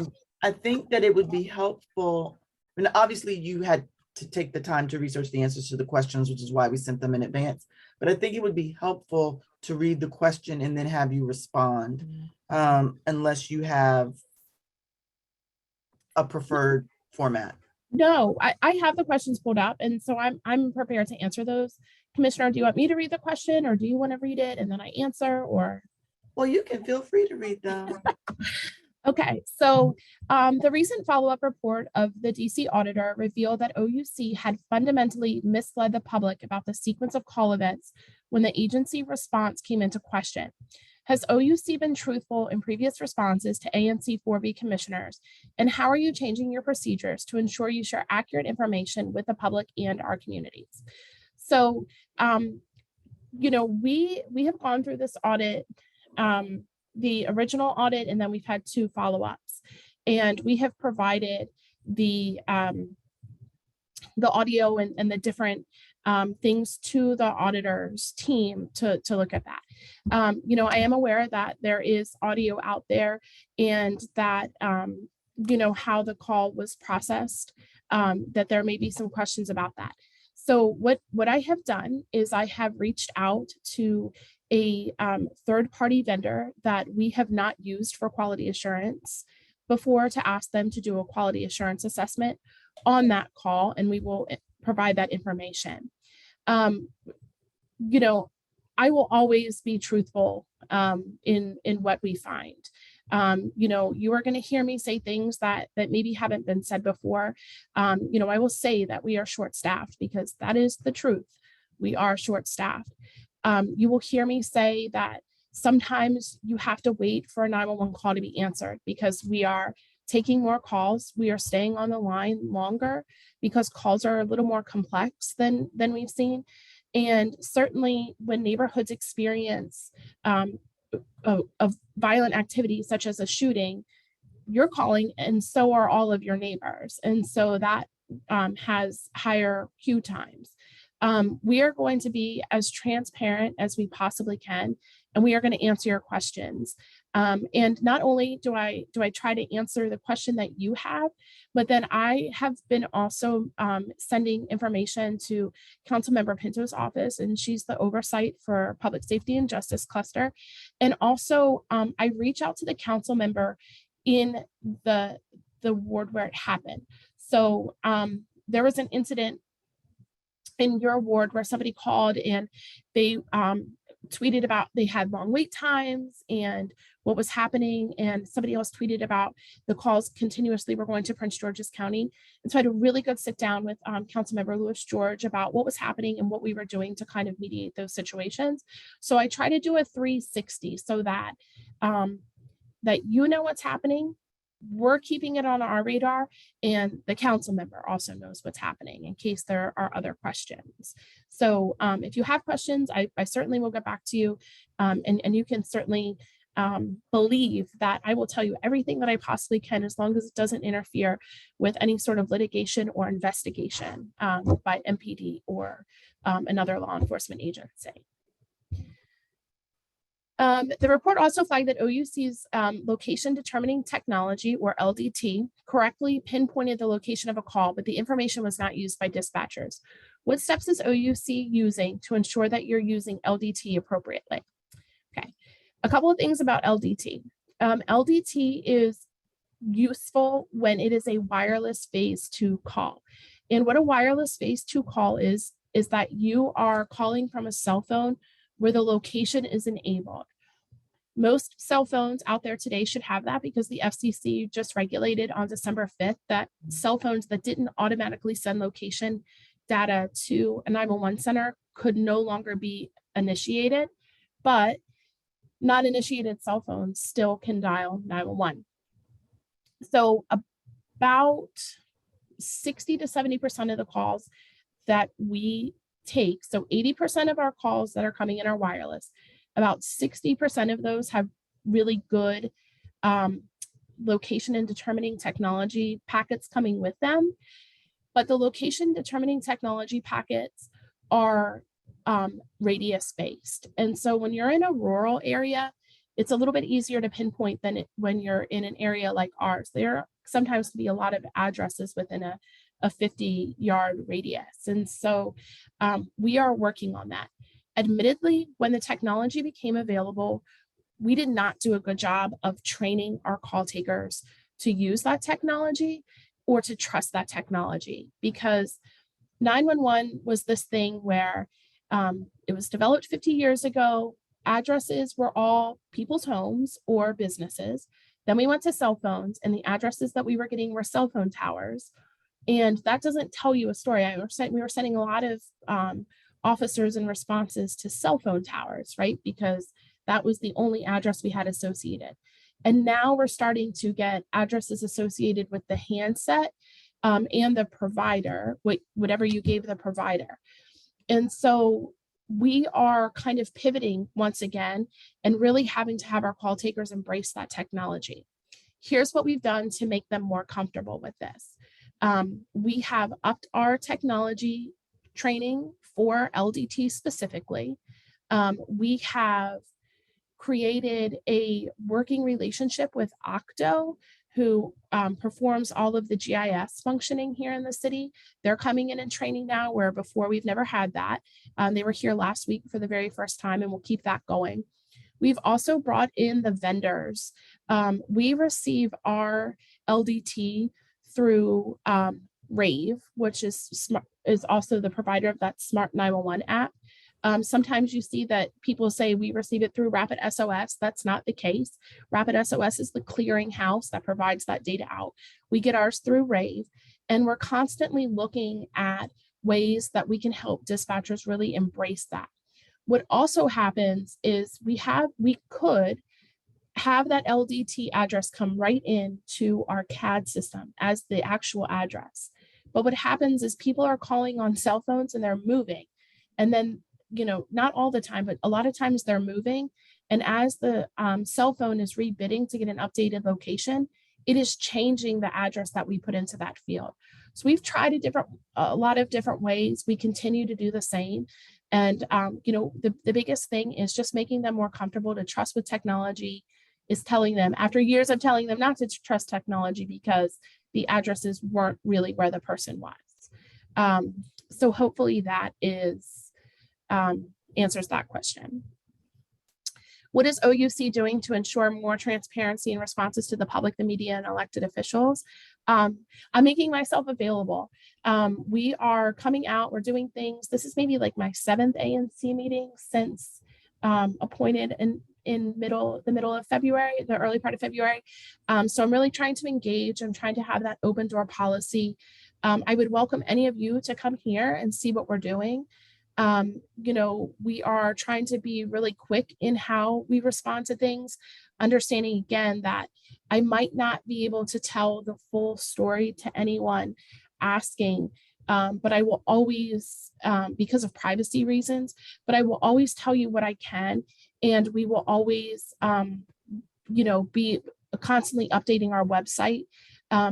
I agree that our website needs a refresh, and we are in queue to have that done by the city's Octo team, so that things are a little more easily accessible. But we are posting and keeping updated our audit roadmap. We are posting and keeping updated our complaint tracker, and we are posting responses to questions that we may may come up in the public.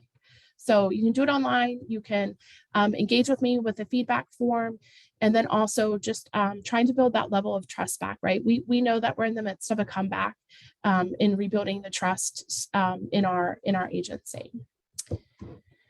How many vacant positions at OUC need to be filled? Would you support the Office of the Inspector General reperforming their 1998 dispatcher compensation study to ensure that OUC is competitive in the market?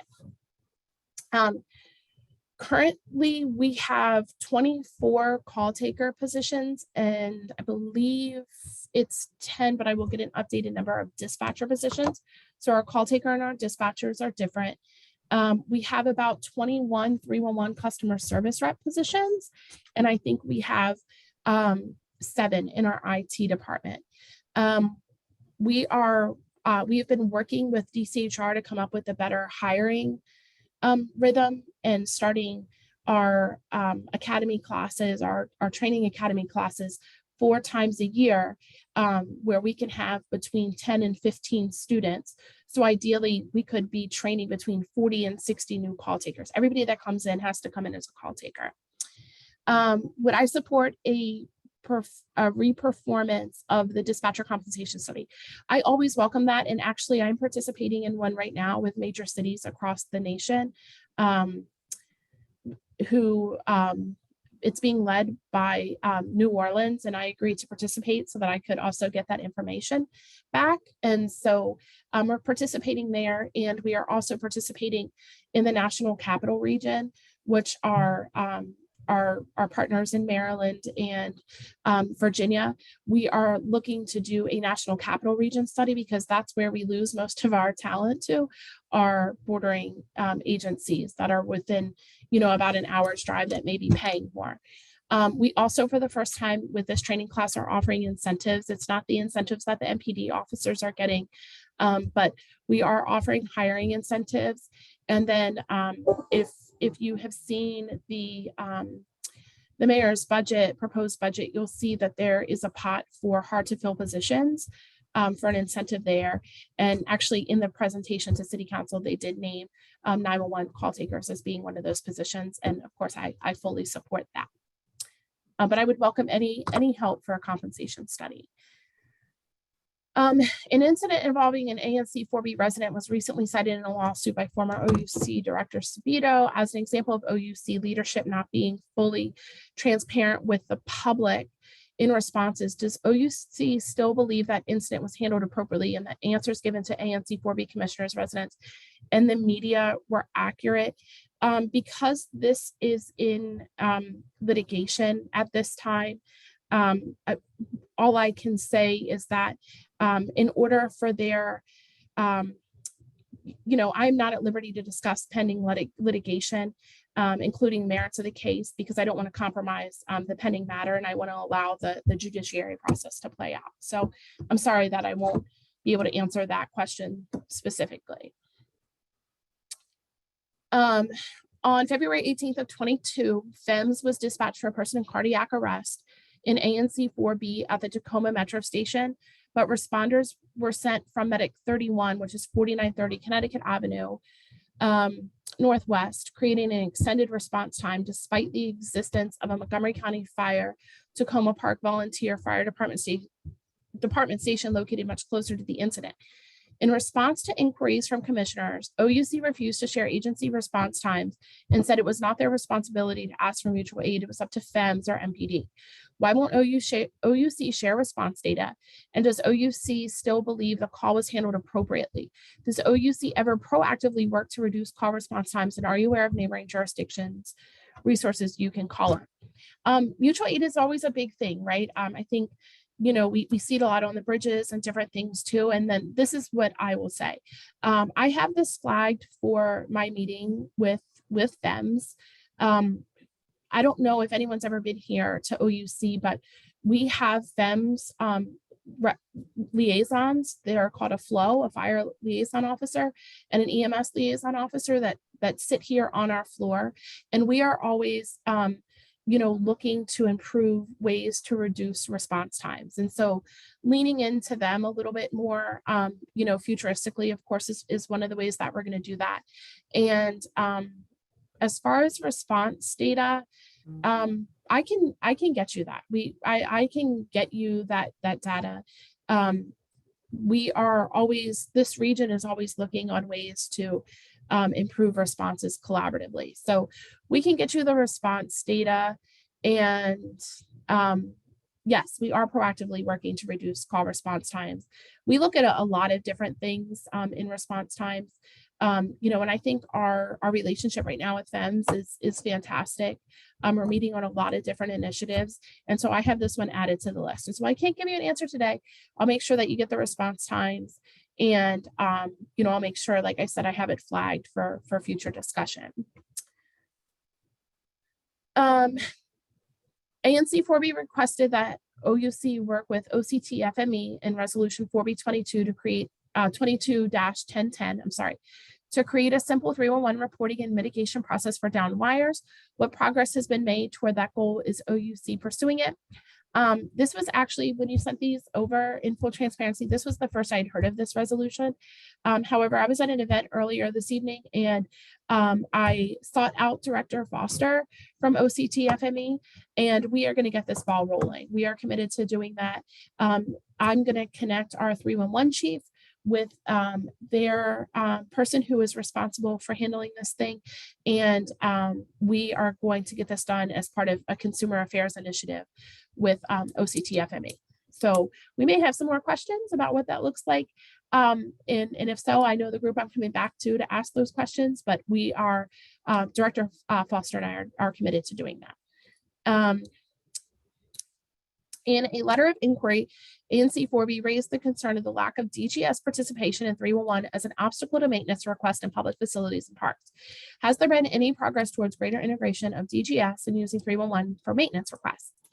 So in October of this past year, the 311 working group reconvened for the first time since the pandemic. We participate in that. That group meets monthly, and so do the 17 district agencies who have a service request with 311.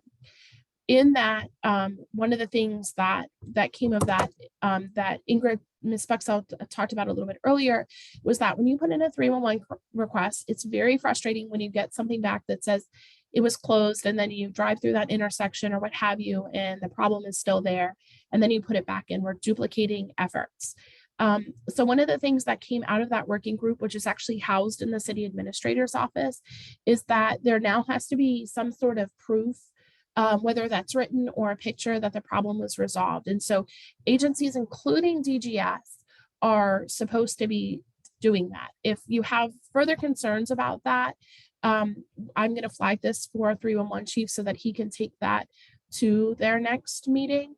But we understand that, you know, we even kind of changed platforms so that request types looked a little bit more the same, so that when you were putting in requests before, sometimes a DGS request, it might look like a DPW or a DDOT request. So we're trying to make that the same request across the board, so that it's easier for us as the consumers, because I'm a 311 consumer too. So I get that, and we will be sure to update you and the community on those solutions. And I think this next question is kind of the same. In resolution 4B230101, as well as a letter, ANC 4B requested that OUC audit its service level agreements with agencies for appropriateness and accuracy. Has OUC ever systematically looked at its 311 timelines and responses for transparency, clarity, and accuracy? Again, this kind of goes back. It's definitely something that we shared with the city administrators 311 working group, but I'm just going to say this. I don't know what was said before by other directors. This is what I know to be true and what I can tell you moving forward. 311 is an agency, just like 311 is part of an agency at OUC, just like DGS and DPW and DDOT. And we are not going to audit other agencies on their service level agreements. What we can do is take the concerns that we hear from these letters and resolutions and from the community, and we can put them in the right place so that those conversations can be had and action can be taken. And so that's what I'm here telling you that we can do. We have shared this letter, and I will make sure that we share it again, just so it's on top of the radar with that working group. And we are here to help them in whatever way that they need help, to make sure that those service level agreements, are timely, are easy to be used by residents, and so that there is that level of transparency, clarity, and accuracy. But we are not in a position to audit another government agency. And I think those are all of them, right? Yep, that was all of the questions that we forwarded. Thank you guys so much for those questions. This is, a way for me to be able to kind of tell you where we're at, right? These are things that you should know. And so thank you for giving me the opportunity to do that tonight. You're welcome. Commissioners, does anyone have a question or a follow-up? Commissioner Yates. Yeah, I just wanted to thank you for coming. Start by thanking you for coming out tonight, right? Like, you're obviously the third OUC director. Well, it depends on how you count, third or fourth ANC director in my time on the commission alone. And we appreciate you coming out and working towards transparency. I was glad to hear you want to be more transparent about response times, because I've been a dispatcher and I've been an emergency responder, and I know that, like, when people are dispatched and when people are on scene, there's usually not considered top secret information at other places. So I've always been surprised when I've been declined on that. And so it's interesting to hear you change that. And I'm glad to hear about the stuff moving forward. But I wanted to ask about 311 actually, and ask about the working group. Like, who is a part of that working group? And is there a way for, obviously ANCs all across the city care very deeply about the 311 service and how it works effectively, right? Like, it's probably the thing you hear about from ANCs more than anything else. They live on Twitter for it. They're all super users, whatever the award was you gave out. I think we have one of them here with us, right? Commissioner Palmer's the super user or whatever it is. But who is in that group? How do we get a hold of them? And how do we send things to them? Sure. So it's the 17 district agencies that have any sort of service request on 311. And then so like DMV, DGS, DOEE, Department of Buildings, Child and Family Services. We can provide you a list with the 17. The best way, honestly, I think, is through us, because we keep it like that is a top priority. That working group and being a part of that working group is right. It's top thing for us, because in our 311 division, right? Because that's the vessel that we're using to improve the experience for you as the customer. And so Chief Marcellus Walker, really owns that. It does fall under the city administrator's office, but a lot of things do too, right? So I think if you just forward your concerns or your letters to us, we always push those forward to that group. Because while there's a lot of agencies involved, it really is our baby, right? Like, it's our responsibility to make sure that the user experience is top notch and that we're getting the follow through. And also, like, the benefit really is to us, because when you call to report the pedestrian flex post has been hit, and then you get a thing that says it's closed, what are you going to do? Now you're calling back us to be like, you guys never fixed it. And so then that creates a longer queue time and things like that. So we want to kind of like, it really behooves us to make sure that these things are done right the first time, so that you don't have to call back the second time or, engage with us on the same incidents twice, because then that's when the faith declines, and that's what we don't want.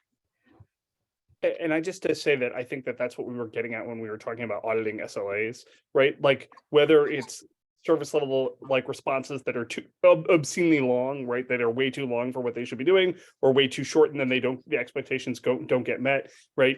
Right. That to disconnect, right? And just a process of going back to the members of those group and saying, is this still accurate? How much time is it actually taking you in the real world, right? Like, I understand probably the easiest for an agency to say, we'll get this done in 3 years, right? But because it guarantees they'll all meet their performance goal 100% of the time, but it doesn't actually help the people on the receiving end. Right. I And can we- remember like putting in a stop sign and it's saying this will be done in 90 days. I'm like, whoa, it's kind of counterproductive to our Vision Zero and all these other things. So we totally get it, right? We're users too. And so we want to get this done right and we want your experience to be good. So I would say thank you for, for kind of pushing that. And it gives, it's always great when we can have it's not just us saying it, right? Like, hey, this is what we're hearing from the community. So thank you. And I, like I said, they meet I think they meet next week actually. And so I'll make sure that he brings this back up. Thank you. So we have now covered all of the questions and heard from commissioners. If there are any constituent questions, we'll be happy to take those now. Otherwise, we'll be happy to let you go. Thank you. I'm here if ever you need me. If you'd like us to come out on community walks or if you'd like me to come to an event, please just let us know and I'm happy to come out and do that. But thank you very much. All right. Thank you very much. Have a wonderful evening. And thank you for hanging around. Yeah, anytime. Thanks. All right. Good night. So next on the agenda is our consent calendar. As you know, these are items that we've posted to the website for review, and there is no discussion. We will read these items and then there'll be a motion to for the vote. So there's resolution 4B230301, calling on the District Department of Transportation to assess needs for bus shelter installations and establish dedicated programs for installation and maintenance of bus shelters across DC. And that's Commissioner Palmer, Yates, and Brooks. Resolution 4B230302, calling on the District Department of Public Works to install or reinstall public trash cans in locations within Advisory Neighborhood Commission 4B. It's Commissioner Palmer. Resolution 4B230303, calling on the executive to address gaps in emergency rental assistance program funding. That's Commissioner Palmer, Brooks, Gilligan, and Yates. Resolution 4B230306, calling for better performance and oversight of the Department of Transportation of the Office of the State Superintendent of Education, Commissioner Yates, Brooks, and Palmer. And then a letter offering general support for proposed map amendment from RA-2 to RA-3 zone for 6634 and 6640 Georgia Avenue Northwest. It's case number 20-37, and providing ANC 4B housing goals for future development. Commissioner Palmer, Brooks, Gilligan, and Yates. All right, that was the consent calendar as posted. Commissioner Gilligan, yes, Commissioner Gilligan, I'm sorry. For resolution 4B230302 about the public trash cans, since the noticing of the agenda, we did have myself, Commissioner Brooks, and Commissioner Yates added to that. So I just want to note that here. Thank you. I thought so, but I didn't see it, so I didn't say that. So thank you for that. All right, so with that being said, is there a motion to accept the consent calendar as presented?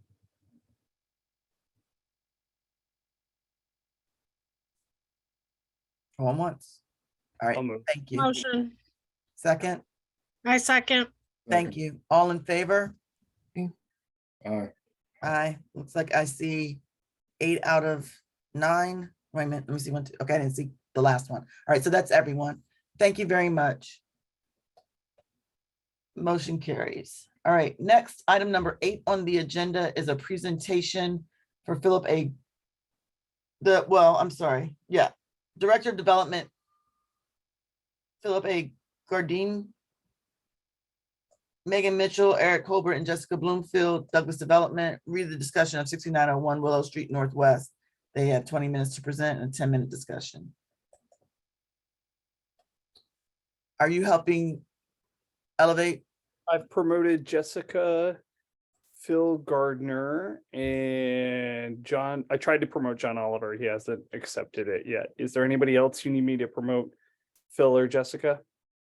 You have Megan on here. Good Megan evening. Mitchell? Yes, that right? Megan Mitchell. Okay. Anybody else? No, as long as Megan and Phil are on, I think the 3 of us are going to do the direct portion of this presentation. Yep. I just can't see everyone all at once anymore now that I'm sharing screen. Yep. Yeah, Phil's here. Can everybody hear me? Yes, Yeah. hi, Phil. Hey, how are you guys?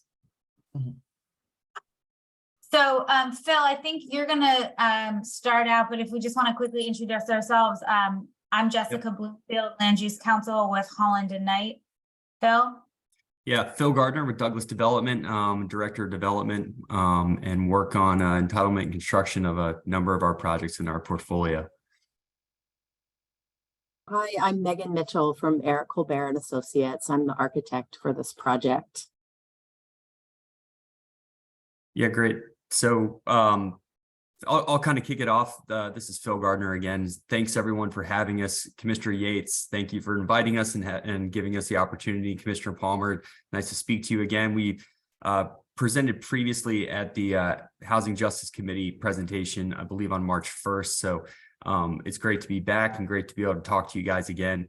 And so what we've got here tonight is a building located at the corner of Willow and Aspen Street in Tacoma Park. As you can see, this is looking here kind of up Willow at the side of the project here. It's what we're contemplating is a approximately 9-unit apartment home. And I really want to emphasize kind of the home component of this. This is a different offering from what we have in the larger construction project just adjacent. And what we are driving at here is 3-bedroom, large format units with the intent of them being homes. We understand the Tacoma Park community and have been in the Tacoma Park community for quite some time and understand, of course, it's a place where people live and raise families.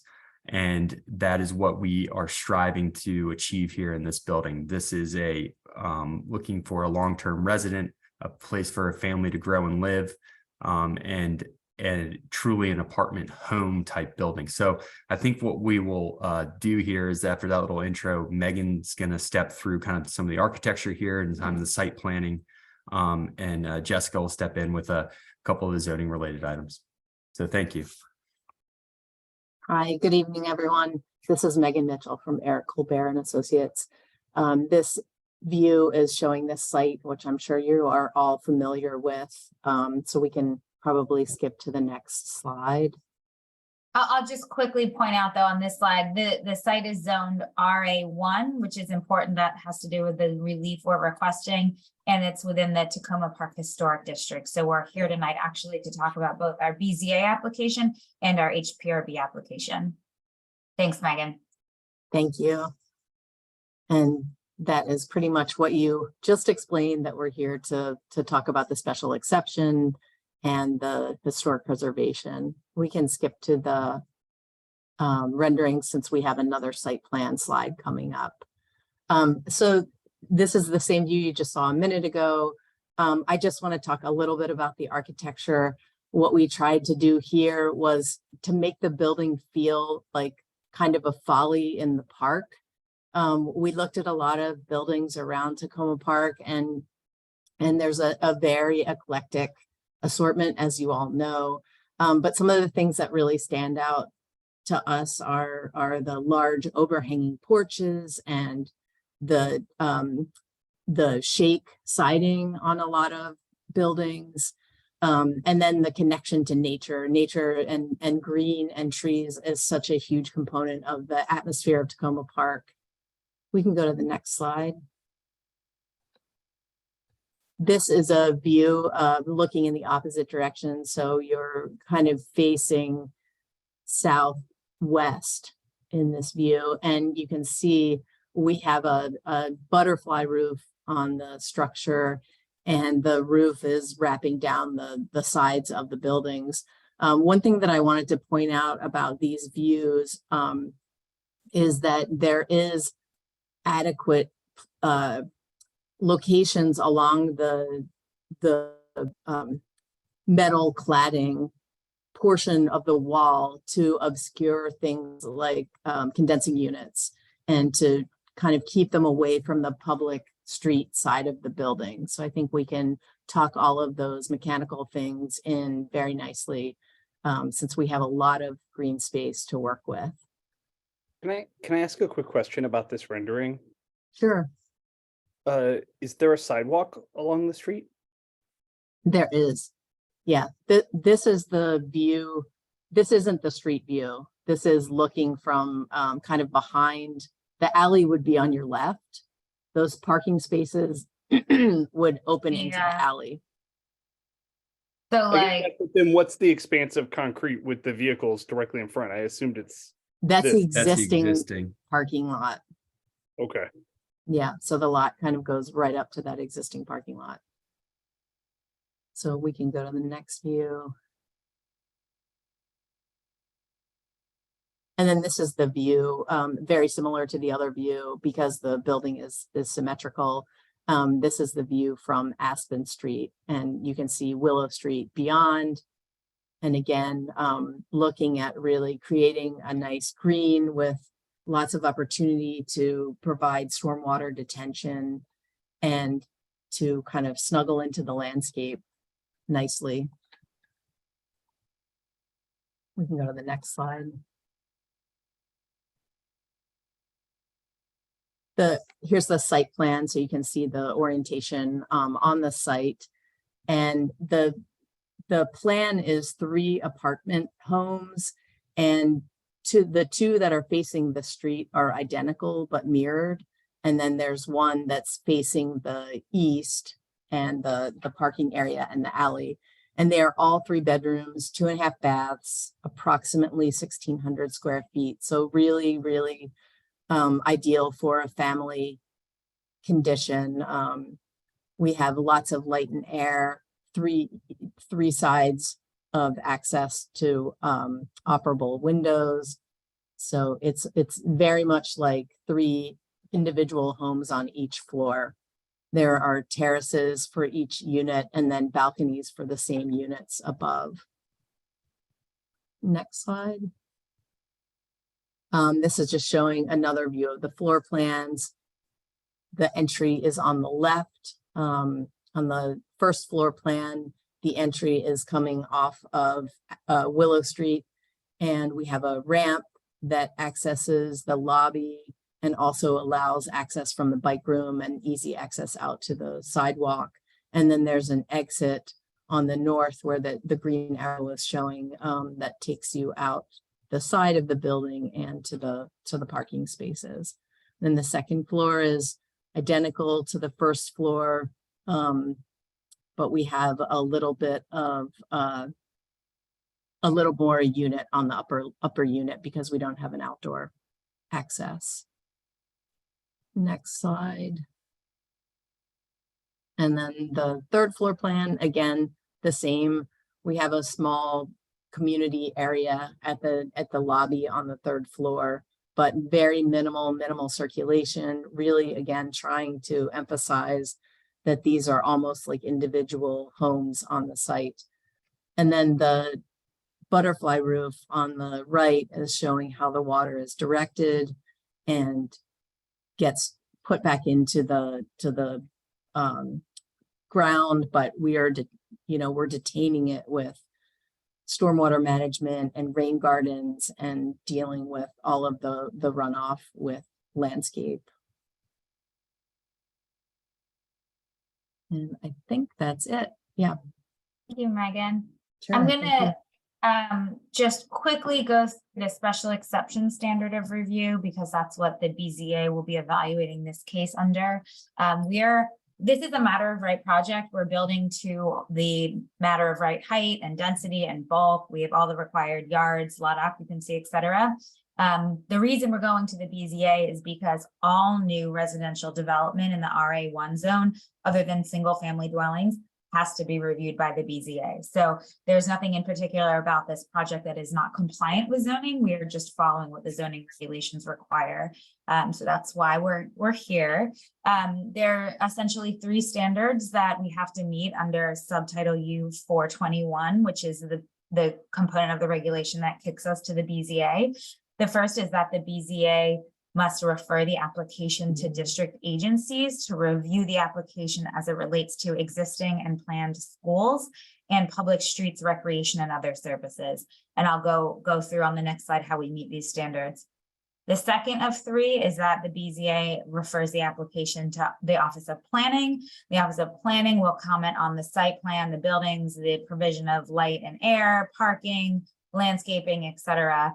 And that application that has been referred to Office of Planning, and we will work with them to receive their comments and provide any feedback. And then finally, the applicant in a BZA application under this section has to submit a variety of site plans, floor plans, etc. We already did that. That happened when we filed the BZA application. So just quickly, we believe that we meet this standard of review, and it's all actually set forth in a good amount of detail in our written materials, which were filed into the case record that you can all review, and we're happy to go over it. I'll just summarize it. The existing schools, those can accommodate the very small number of students that are expected to reside in this project. This is not a big project. With 9 units, there will not likely be a large number of students. We did look at the rates at the in-boundary elementary, middle, and high schools, and there's capacity to obtain, the small number of students that may reside in this project. And same for existing parks and recreation facilities. There are a number of them in the neighborhood. The ones listed on the screen were all within a mile. So, we have evaluated those. And again, the Office of Planning, the DPR, other agencies, DDOT, they're all going to be reviewing this application and offering feedback. So to the extent that any of those agencies believe that we have an issue with any of these items, we will address it with them also. 421.3, the second bullet point, again, the application was referred to Office of Planning when it was filed, and we are working with them on the application. As I mentioned, the project complies with all of the development standards for the zone that we're in, so we don't expect there to be any major issues from the Office of Planning, but we will, continue to work with them and see if they have any comments. So far, they haven't given us raised any issues, so we hope that they continue to do that. And then finally, as I mentioned, we did file all of the required plans and elevations, so that we have met. Finally, the general special exception standard of review. I'm sure you've all heard this before. The BZA may grant a special exception when it finds that 3 conditions exist. 1, that the project is in harmony with the purpose and intent of the zoning regulations. 2, that the project will not adversely affect the use of neighboring property. And 3, that the project meets the special conditions specified in the zoning regulations. And those special conditions are the ones that I just went over on the prior 2 slides. So just to summarize how we meet the general special exception standards of review, the project is in harmony with the zoning regulations. Multifamily developments are specifically permitted in this zone. The project complies with all of the development standards for the zone. And the purposes of the RA1 zone is specifically to allow for low-rise apartments. So we're really just in line with the zoning regulation. We're not asking for any sort of deviations. And then the project will not adversely affect neighboring property. We've gone through a variety of items. We believe this is a well-designed building using high-quality materials. We have reviewed the plans with the Historic Preservation Office. They have given us very positive feedback. Very, very minor comments, which is great. So we hope to receive HPRB support in the near future. The project is located in a mixed-use neighborhood close to transit. This would support those types of uses. There's significant open space and landscaping, new trees, new plantings. We're complying with all sorts of stormwater management, GAR requirements. And then, as Megan mentioned, there's adequate parking provided. At the rear of the site, there will be no impacts to street parking, and all of those parking spaces will be accessed from the public alley.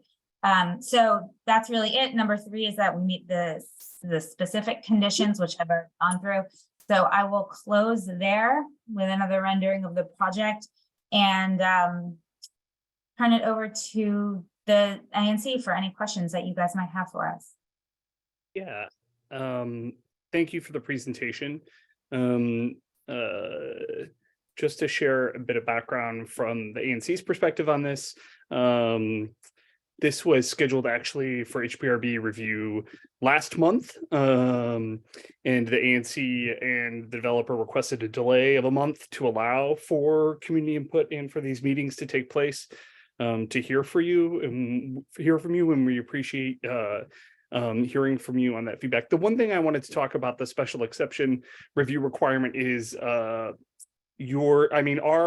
resolution providing feedback on the to the zoning case talks about the neighboring school in particular, which I didn't hear you mention in your presentation at all, right? You talked about the of right and the enrollment impacts rather than the impacts on the directly neighboring charter school. And I wonder if you could talk a little bit more about that.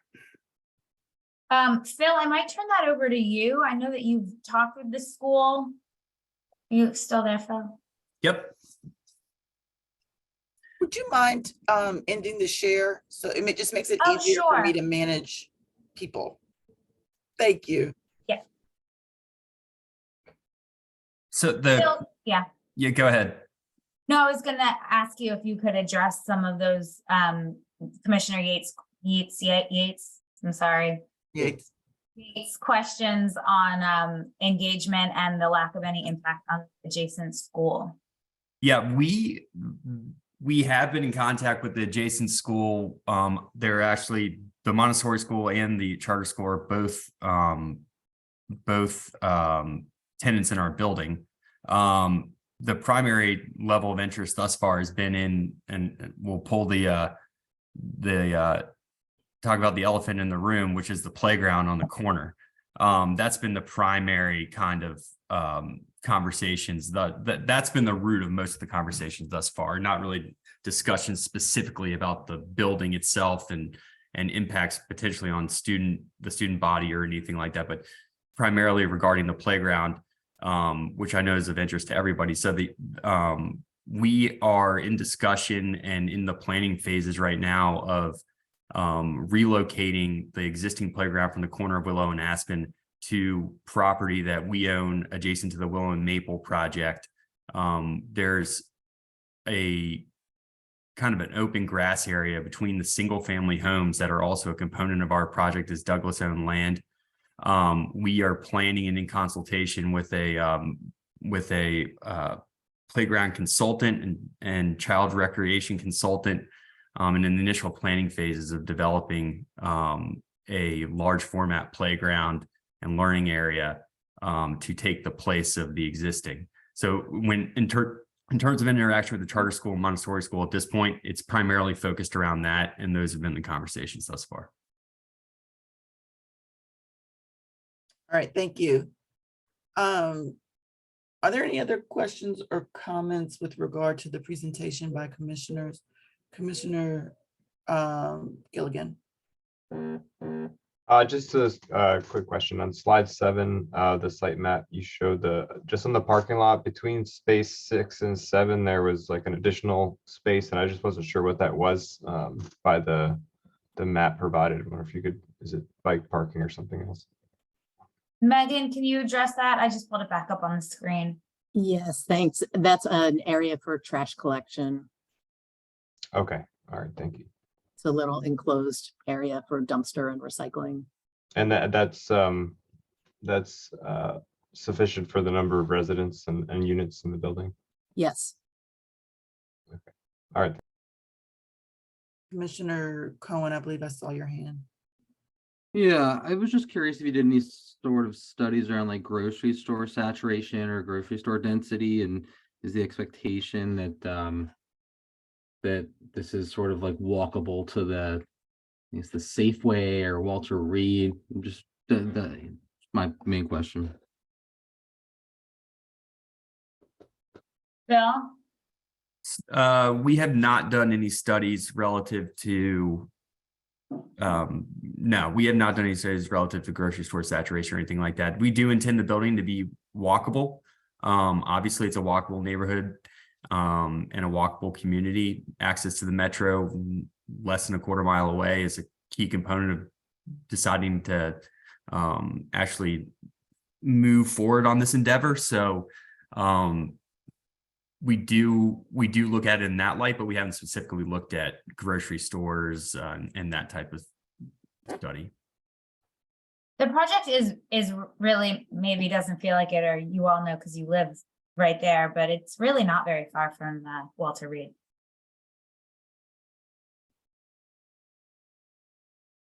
Yes, any other questions? I'm sorry. I also just wanted to really quickly, I think we say this in the draft resolutions, but express our disappointment that, Douglas is right, one unit under the requirement for inclusionary zoning, and to have an inclusionary zoning. And, we've prioritized as commission affordable housing in our community, making sure that people have affordable housing, especially family-sized units, which is what you're building here. And we would have loved to have seen you provide an affordable unit.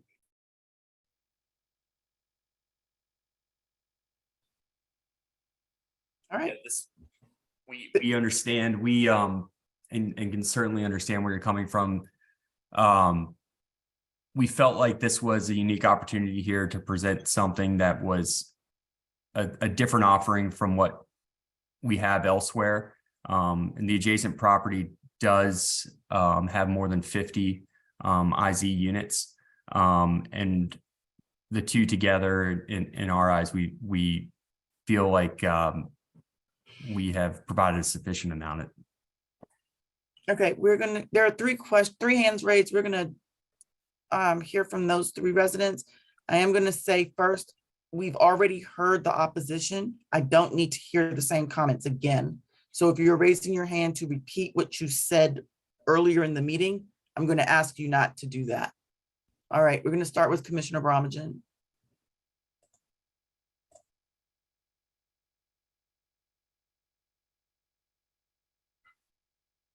Hi, everyone. Can you hear me? We can. Thanks so much for taking my question. I actually have two, and I think they're pretty quick. So I'll just ask them and hear what you guys have to say. So first, I saw in the historic in their staff report that they mentioned that Douglas agreed to set back the building an additional 5 or 8 feet. And I was just curious if that's reflected in what's already presented. And so I'll let you answer that. But then my other question is with regards to relocating the playground. I'm curious if you know already whether or not you will have to submit a design to historic review, since that is in the historic district. That's kind of something that we dealt with as a commission maybe 3 years ago on Walter Reed for a playground there. So just curious about those two. And, if you do have to go to historic for the playground, what the timeline would be for making that filing. Thanks very much. I can answer the first question. The drawings that we showed tonight do not reflect the additional 5 feet setback from the sidewalk. So the building will be moving further away from the street. And we will be filing, when we submit our updates to the BZA before our hearing, those will reflect that additional setback. We just didn't get that feedback until after we filed. So you're absolutely right. And it's a great question. The drawings, as Megan just said, don't reflect it, but they will. So we have agreed that that's a good idea, and we'll be incorporating it into the design. And then Phil, do you want to talk about the playground? Yeah, the second part of the question, great question and good insight, Jeff. I actually didn't know that. I'm going to follow up and determine here next steps as it relates to that. But in terms of planning on the playground, we are not, like I said, we're in the very initial planning phases of it. Actually, as of Friday, we got kind of our first look at where it kind of lays out square footage wise relative to our existing buildings that we have over there next to the Will and Maple development, and are just kind of looking at that relative to the backyards of those buildings and how we're going to make everything fit in there. So no, we have not contemplated schedule for that type of filing yet. Wasn't aware of it, but we will get smarter on that. All right, thank you. Eric Colbert, we're going to promote you to panelist. I'm sorry, Jeff, Commissioner Bramagen, was that both of your questions answered?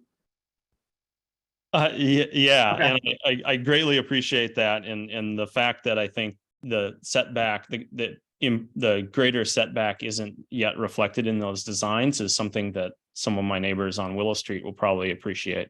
So that's all great. Thank you very much. Thank you. Eric, Yes, can you hear me? we can, yes. Yes, thank you. I just wanted to say that this is the missing middle that everyone has been asking for in the jurisdictions around Washington and the DC area. The Office of Planning has been extremely,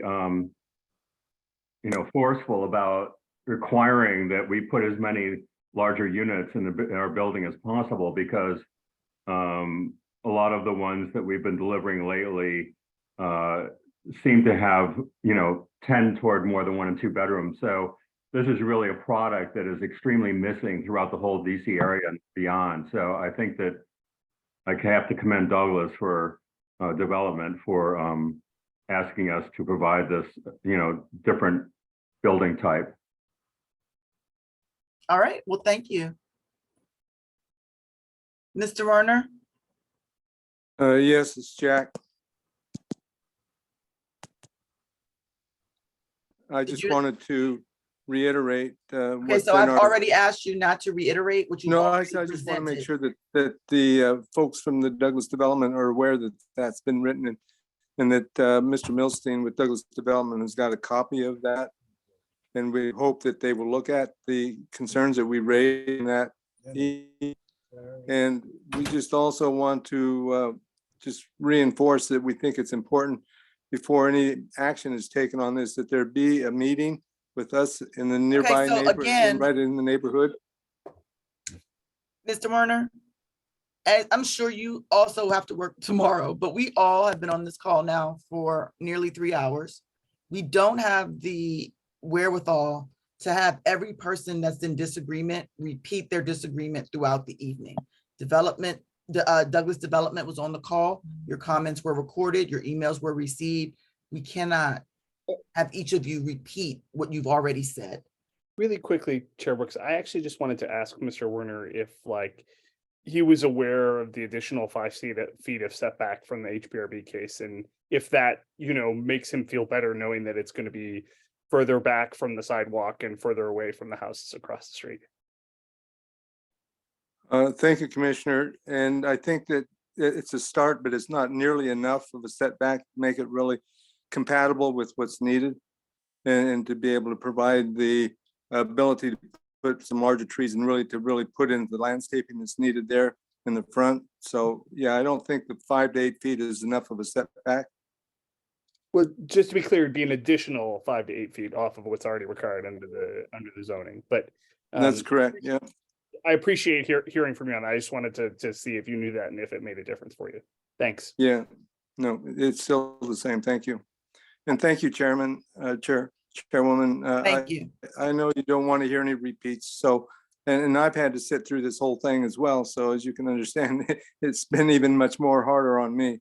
I understand that, but it's my responsibility to run an effective and efficient meeting, and to listen to everyone repeat is not going to be either. Yeah, I'm not. I hope you can appreciate that.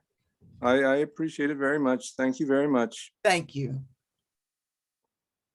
Okay, lastly, Faith. Ms. Wheeler?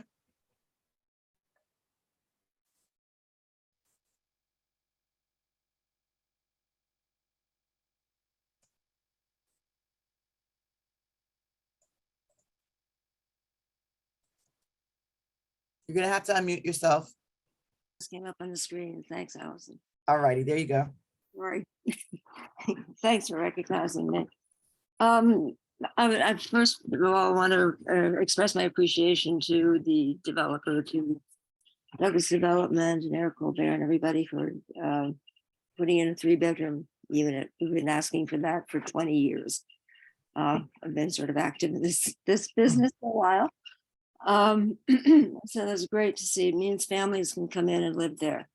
I regret that we don't have, as I think Commissioner Yates expressed, we don't have affordable units in here.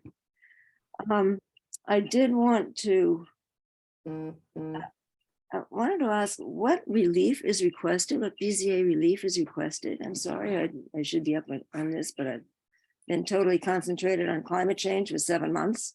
So I'm just coming back into community stuff. So I wonder if somebody could just briefly say what relief is requested for BZA. That's I'm one. happy to do that. Yeah. Thanks for the question. So we presented this in our direct presentation. Say it again because it's unusual. In the RA1 zone, which is the zone that this property is located in, every new residential development other than a single family development has to go to BZA. So this project meets all of the height, density, yard setbacks, lot occupancy. We meet everything, but there's a general special exception requirement for multifamily developments in the RA1 zone. All right, thank you. Okay. I have another question. Okay, very quickly, because we've reached our time limit. I totally understand, having sat through such things for many, many years. I wonder if the architect could, or the Douglas development person could just indicate what design references were made in the design of the architectural design of this building. Because I'm looking for them and I'm not seeing them. To me, I like it, but it doesn't look like Tacoma to me. So my question is, what design references were made? We talked about that a little bit at the beginning. I don't know if you were at the beginning of the presentation, but I was having trouble getting in, major trouble, sorry. okay. Yeah, no problem. Thanks for the question. It's a good question. You know, Tacoma Park is a really eclectic architectural assortment. It's part of what makes it so special. And some of the things that we pulled away, some characteristics that show up over and over in the qualities of Tacoma Park are large porches, large overhangs. There are a lot of shingle and shakes on a lot of the houses. Yeah. And then the connection, the heavy connection to nature. I think those were three of the characteristics that we felt were really important to pull out in this design. But we also wanted to do something that felt a little more contemporary and felt a little more fun, like it could almost be a folly in the park, you know, because this building is sitting in such a beautiful, lush area of the landscape. Yeah. So that was kind of the design thinking there. I did hear that. My question. No, Ms. Wheeler, everybody got 1 minute and one question. You want 3 questions in 3 minutes. We're gonna have to bring this to an end. Okay, I guess I'll contact them separately then. That is fine. Thank you. Or you can put your question in the Q&A. Okay. They can respond to. All All right. Okay. Commissioner Yates, do you want to wrap up?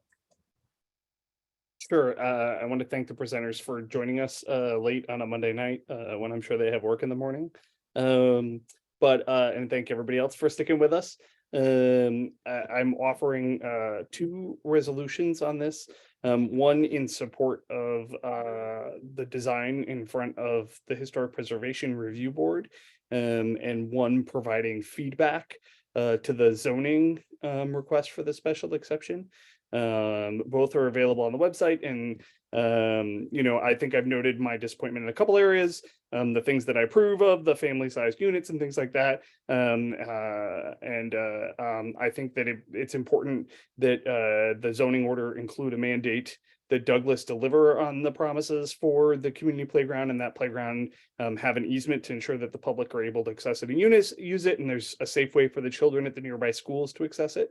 And that's what I see as the primary need from the people that I've talked to in the community. But I'm going to offer those 2. If it's okay with the chair, I'd like to offer them can we offer them as a package and consider them together? Or do I have to offer them separately? I think you should offer them separately. And before you offer them, I actually have a question, which is if we don't have a decision on where the playground's located, how are we ensuring that the playground is so it asks the zoning commission it tells them that we're in support of this playground at the area adjacent to the Willow Street property, and that Douglas provide and build it, that it have at least 2 play areas, right? One for younger children, one for smaller children, and that there be a permanent easement entered on the area to ensure that it continues to be publicly accessible and available, and that there's a crosswalk built if DDOT will allow it to the school across the street.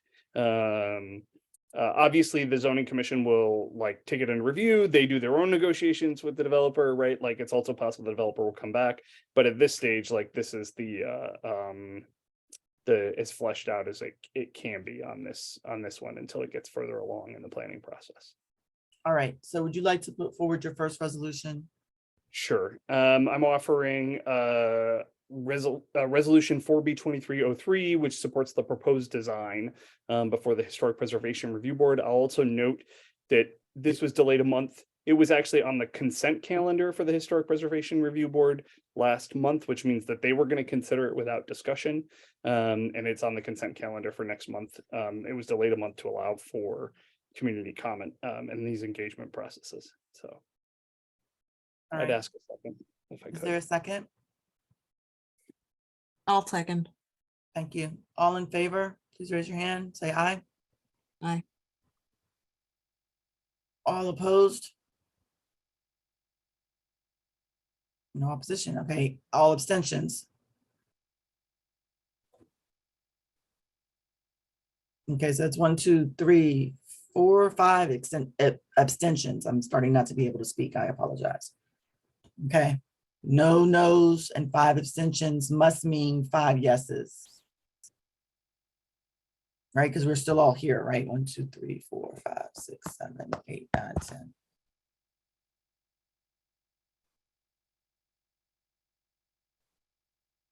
Got it? We got 5 yeas, 0 nos, and 5 abstentions. Do we need Yes. roll call or is that good? No, that's good. All right, the next one is resolution 4B230305. Yes, this is the resolution providing feedback on the request for the special exception for case BZA 20915. I'd ask a second. I'll second. All in favor? Aye. That's 5. I'm in favor. 6. I think that was 7. Was it? One more time, please. 1, 2, 3. 1, 2, 3, 4, 5, 6, 7. Opposition? All opposed?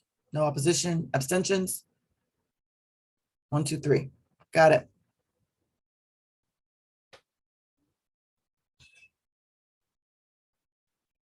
Okay. 7 yeas, 0 nos, 3 abstentions. Yes. So with that, we have covered our agenda for the evening, and I will adjourn the meeting. Thank you, everyone. Thank you. All right, bye-bye. Good, everyone.